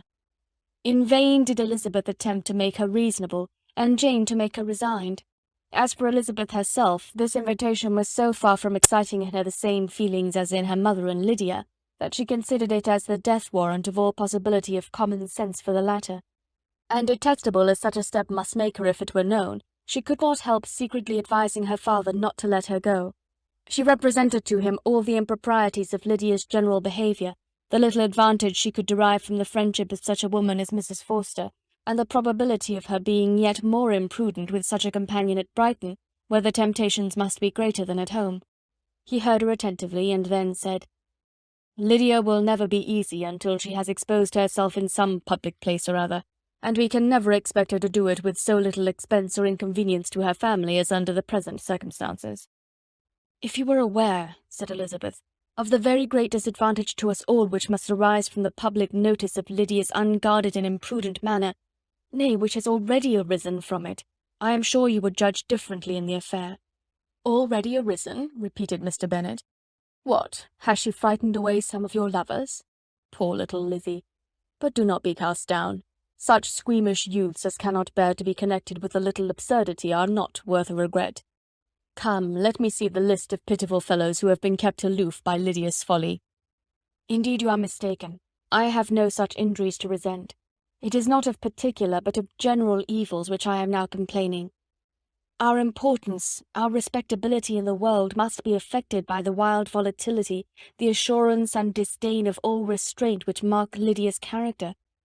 Excuse me, for I must speak plainly. If you, my dear father, will not take the trouble of checking her exuberant spirits, and of teaching her that her present pursuits are not to be the business of her life, she will soon be beyond the reach of amendment. Her character will be fixed, and she will, at 16, be the most determined flirt that ever made herself or her family ridiculous. A flirt, too, in the worst and meanest degree of flirtation, without any attraction beyond youth and a tolerable person, and from the ignorance and emptiness of her mind, wholly unable to ward off any portion of that universal contempt which her rage for admiration will excite. In this danger Kitty also is comprehended. She will follow wherever Lydia leads, vain, ignorant, idle, and absolutely uncontrolled. Oh, my dear father, can you suppose it possible that they will not be censured and despised wherever they are known, and that their sisters will not be often involved in the disgrace?" Mr. Bennet saw that her whole heart was in the subject, and affectionately taking her hand, said in reply, "Do not make yourself uneasy, my love. Wherever you and Jane are known, you must be respected and valued, and you will not appear to less advantage for having a couple of, or I may say 3, very silly sisters. We shall have no peace at Longbourn if Lydia does not go to Brighton. Let her go then. Colonel Forster is a sensible man, and will keep her out of any real mischief. And she is luckily too poor to be an object of prey to anybody. At Brighton she will be of less importance even as a common flirt than she has been here. The officers will find women better worth their notice. Let us hope, therefore, that her being there may teach her her own insignificance. At any rate, she cannot grow many degrees worse without authorizing us to lock her up for the rest of her life." With this answer Elizabeth was forced to be content, but her own opinion continued the same, and she left him disappointed and sorry. It was not in her nature, however, to increase her vexations by dwelling on them. She was confident of having performed her duty, and to fret over unavoidable evils, or augment them by anxiety, was no part of her disposition. Had Lydia and her mother known the substance of her conference with her father, their indignation would hardly have found expression in their united volubility. In Lydia's imagination a visit to Brighton comprised every possibility of earthly happiness. She saw, with the creative eye of fancy, the streets of that gay bathing-place covered with officers. She saw herself the object of attention to tens and to scores of them at present unknown. She saw all the glories of the camp, its tents stretched forth in beauteous uniformity of lines, crowded with the young and the gay, and dazzling with scarlet, and to complete the view, she saw herself seated beneath a tent, tenderly flirting with at least 6 officers at once. Had she known her sister sought to tear her from such prospects and such realities as these, what would have been her sensations? They could have been understood only by her mother, who might have felt nearly the same. Lydia's going to Brighton was all that consoled her for her melancholy conviction of her husband's never intending to go there himself. But they were entirely ignorant of what had passed, and their raptures continued with little intermission to the very day of Lydia's leaving home. Elizabeth was now to see Mr. Wickham for the last time. Having been frequently in company with him since her return, agitation was pretty well over, the agitations of formal partiality entirely so. She had even learnt to detect, in the very gentleness which had at first delighted her, an affectation and a sameness to disgust and weary. In his present behaviour to herself, moreover, she had a fresh source of displeasure, for the inclination he soon testified of renewing those attentions which had marked the early part of their acquaintance could only serve, after what had since passed, to provoke her. She lost all concern for him in finding herself thus selected as the object of such idle and frivolous gallantry, and while she steadily repressed it, could not but feel the reproof contained in his believing that, however long and for whatever cause his attentions had been withdrawn, her vanity would be gratified, and her preference secured at any time by their renewal. On the very last day of the regiment's remaining at Meryton, he dined, with other of the officers, at Longbourn, and so little was Elizabeth disposed to part from him in good humour, that on his making some inquiry as to the manner in which her time had passed at Hunsford, she mentioned Colonel Fitzwilliam's and Mr. Darcy's having both spent 3 weeks at Rosings, and asked him if he was acquainted with the former. He looked surprised, displeased, alarmed, but with a moment's recollection and a returning smile replied that he had formerly seen him often, and after observing that he was a very gentlemanlike man, asked her how she liked him. Her answer was warmly in his favour. With an air of indifference he soon afterwards added, "How long did you say he was at Rosings?" "Nearly 3 weeks." "And you saw him frequently?" "Yes, almost every day." "His manners are very different from his cousin's." "Yes, very different. But I think Mr. Darcy improves upon acquaintance." "Indeed?" cried Mr. Wickham, with a look which did not escape her. "And pray, may I ask—" But checking himself, he added in a gayer tone, "Is it in address that he improves? Has he deigned to add aught of civility to his ordinary style? For I dare not hope," he continued in a lower and more serious tone, "that he is improved in essentials." "Oh no," said Elizabeth. "In essentials, I believe, he is very much what he ever was." While she spoke, Wickham looked as if scarcely knowing whether to rejoice over her words, or to distrust their meaning. There was a something in her countenance which made him listen with an apprehensive and anxious attention while she added, "When I said that he improved on acquaintance, I did not mean that his mind or his manners were in a state of improvement, but that, from knowing him better, his disposition was better understood." Wickham's alarm now appeared in a heightened complexion and agitated look. For a few minutes he was silent, till, shaking off his embarrassment, he turned to her again and said in the gentlest of accents, "You, who so well know my feelings towards Mr. Darcy, will readily comprehend how sincerely I must rejoice that he is wise enough to assume even the appearance of what is right. His pride in that direction may be of service, if not to himself, to many others, for it must only deter him from such foul misconduct as I have suffered by. I only fear that the sort of cautiousness to which you, I imagine, have been alluding, is merely adopted on his visits to his aunt, of whose good opinion and judgment he stands much in awe. His fear of her has always operated, I know, when they were together, and a good deal is to be imputed to his wish of forwarding the match with Mr. Berg, which I am certain he has very much at heart." Elizabeth could not repress a smile at this, but she answered only by a slight inclination of the head. She saw that he wanted to engage her on the old subject of his grievances, and she was in no humour to indulge him. The rest of the evening passed with the appearance, on his side, of usual cheerfulness, but with no further attempt to distinguish Elizabeth, and they parted at last with mutual civility, and possibly a mutual desire of never meeting again. When the party broke up, Lydia returned with Mrs. Forster to Meryton, from whence they were to set out early the next morning. The separation between her and her family was rather noisy than pathetic. Kitty was the only one who shed tears, but she did weep from vexation and envy. Mrs. Bennet was diffuse in her good wishes for the felicity of her daughter, and impressive in her injunctions that she should not miss the opportunity of enjoying herself as much as possible. advice which there was every reason to believe would be well attended to, and in the clamorous happiness of Lydia herself in bidding farewell, the more gentle adieus of her sisters were uttered without being heard. Chapter 42. Had Elizabeth's opinion been all drawn from her own family, she could not have formed a very pleasing opinion of conjugal felicity or domestic comfort. Her father, captivated by youth and beauty and that appearance of good humour which youth and beauty generally give, had married a woman whose weak understanding and illiberal mind had very early in their marriage put an end to all real affection for her. Respect, esteem, and confidence had vanished for ever, and all his views of domestic happiness were overthrown. But Mr. Bennet was not of a disposition to seek comfort for the disappointment which his own imprudence had brought on, in any of those pleasures which too often console the unfortunate for their folly or their vice. He was fond of the country and of books, and from these tastes had arisen his principal enjoyments. To his wife he was very little otherwise indebted than as her ignorance and folly had contributed to his amusement. This is not the sort of happiness which a man would in general wish to owe to his wife, but where other powers of entertainment are wanting, the true philosopher will derive benefit from such as are given. Elizabeth, however, had never been blind to the impropriety of her father's behaviour as a husband. She had always seen it with pain, but respecting his abilities, and grateful for his affectionate treatment of herself, she endeavoured to forget what she could not overlook, and to banish from her thoughts that continual breach of conjugal obligation and decorum which, in exposing his wife to the contempt of her own children, was so highly reprehensible.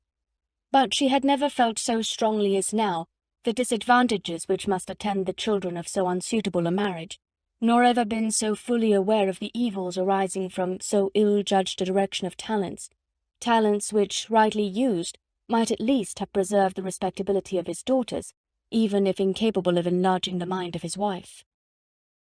When Elizabeth had rejoiced over Wickham's departure, she found little other cause for satisfaction in the loss of the regiment.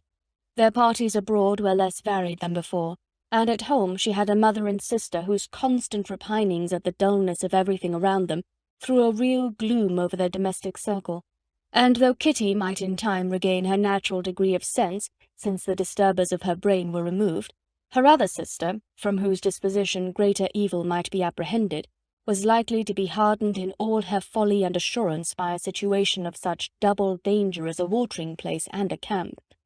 Upon the whole, therefore, she found what has been sometimes found before, that an event to which she had been looking with impatient desire did not, in taking place, bring all the satisfaction she had promised herself. It was consequently necessary to name some other period for the commencement of actual felicity, to have some other point on which her wishes and hopes might be fixed, and by again enjoying the pleasure of anticipation, console herself for the present and prepare for another disappointment. Her tour to the lakes was now the object of her happiest thoughts. It was her best consolation for all the uncomfortable hours which the discontentedness of her mother and Kitty made inevitable, and could she have included Jane in the scheme, every part of it would have been perfect. But it is fortunate, thought she, that I have something to wish for. Were the whole arrangement complete, my disappointment would be certain. But here, by carrying with me one ceaseless source of regret in my sister's absence, I may reasonably hope to have all my expectations of pleasure realized. A scheme of which every part promises delight can never be successful, and general disappointment is only warded off by the defence of some little peculiar vexation. When Lydia went away, she promised to write very often, and very minutely, to her mother and Kitty, but her letters were always long expected and always very short. Those to her mother contained little else than that they were just returned from the library, where such and such officers had attended them, and where she had seen such beautiful ornaments as made her quite wild, that she had a new gown or a new parasol, which she would have described more fully, but was obliged to leave off in a violent hurry, as Mrs. Forster called her, and they were going off to the camp. And from her correspondence with her sister, there was still less to be learnt, for her letters to Kitty, though rather longer, were much too full of lines under the words to be made public. After the first fortnight or 3 weeks of her absence, health, good humour, and cheerfulness began to reappear at Longbourn. Everything wore a happier aspect. The families who had been in town for the winter came back again, and summer finery and summer engagements arose. Mrs. Bennet was restored to her usual querulous serenity, and by the middle of June Kitty was so much recovered as to be able to enter Meryton without tears, an event of such happy promise as to make Elizabeth hope that by the following Christmas she might be so tolerably reasonable as not to mention an officer above once a day, unless, by some cruel and malicious arrangement at the War Office, another regiment should be quartered in Meryton. The time fixed for the beginning of their northern tour was now fast approaching, and a fortnight only was wanting of it, when a letter arrived from Mrs. Gardiner which at once delayed its commencement and curtailed its extent. Mr. Gardiner would be prevented by business from setting out till a fortnight later in July, and must be in London again within a month, and as that left too short a period for them to go so far and see so much as they had proposed, or at least to see it with the leisure and comfort they had built on, they were obliged to give up the lakes and substitute a more contracted tour, and according to the present plan, were to go no farther northwards than Derbyshire. In that county there was enough to be seen to occupy the chief of their 3 weeks, and to Mrs. Gardiner it had a peculiarly strong attraction. The town where she had formerly passed some years of her life, and where they were now to spend a few days, was probably as great an object of her curiosity as all the celebrated beauties of Matlock, Chatsworth, Dovedale, or the Peak. Elizabeth was excessively disappointed. She had set her heart on seeing the lakes, and still thought there might have been time enough. But it was her business to be satisfied, and certainly her temper to be happy, and all was soon right again. With the mention of Derbyshire, there were many ideas connected. It was impossible for her to see the word without thinking of Pemberley and its owner. But surely, said she, I may enter his county without impunity, and rob it of a few petrified spars without his perceiving me. The period of expectation was now doubled. 4 weeks were to pass away before her uncle and aunt's arrival. But they did pass away, and Mr. and Mrs. Gardiner, with their 4 children, did at length appear at Longbourn. The children, 2 girls of 6 and 8 years old, and 2 younger boys, were to be left under the particular care of their cousin Jane, who was the general favourite, and whose steady sense and sweetness of temper exactly adapted her for attending to them in every way, teaching them, playing with them, and loving them. The Gardiners stayed only 1 night at Longbourn, and set off the next morning with Elizabeth in pursuit of novelty and amusement. One enjoyment was certain, that of suitableness of companions, a suitableness which comprehended health and temper to bear inconveniences, cheerfulness to enhance every pleasure, and affection and intelligence, which might supply it among themselves if there were disappointments abroad. It is not the object of this work to give a description of Derbyshire, nor of any of the remarkable places through which their route thither lay. Oxford, Blenheim, Warwick, Kenilworth, Birmingham, etc., are sufficiently known. A small part of Derbyshire is all the present concern. To the little town of Lambton, the scene of Mrs. Gardiner's former residence, and where she had lately learned some acquaintance still remained, they bent their steps, after having seen all the principal wonders of the country. And within 5 miles of Lambton, Elizabeth found from her aunt that Pemberley was situated. It was not in their direct road, nor more than a mile or 2 out of it. In talking over their route the evening before, Mrs. Gardiner expressed an inclination to see the place again. Mr. Gardiner declared his willingness, and Elizabeth was applied to for her approbation. "My love, should you not like to see a place of which you have heard so much?" said her aunt. "A place, too, with which so many of your acquaintances are connected. Wickham passed all his youth there, you know." Elizabeth was distressed. She felt that she had no business at Pemberley, and was obliged to assume a disinclination for seeing it. She must own that she was tired of seeing great houses. After going over so many, she really had no pleasure in fine carpets or satin curtains. Mrs. Gardiner abused her stupidity. "If it were merely a fine house, richly furnished," said she, "I should not care about it myself. But the grounds are delightful. They have some of the finest woods in the country." Elizabeth said no more, but her mind could not acquiesce. The possibility of meeting Mr. Darcy while viewing the place instantly occurred. It would be dreadful. She blushed at the very idea, and thought it would be better to speak openly to her aunt than to run such a risk. But against this there were objections, and she finally resolved that it could be the last resource if her private inquiries to the absence of the family were unfavourably answered. Accordingly, when she retired at night, she asked the chambermaid whether Pemberley were not a very fine place. What was the name of its proprietor? And, with no little alarm, whether the family were down for the summer. A most welcome negative followed the last question, and her alarms now being removed, she was at leisure to feel a great deal of curiosity to see the house herself, and when the subject was revived the next morning, and she was again applied to, could readily answer, and with a proper air of indifference, that she had not really any dislike to the scheme. To Pemberley, therefore, they were to go.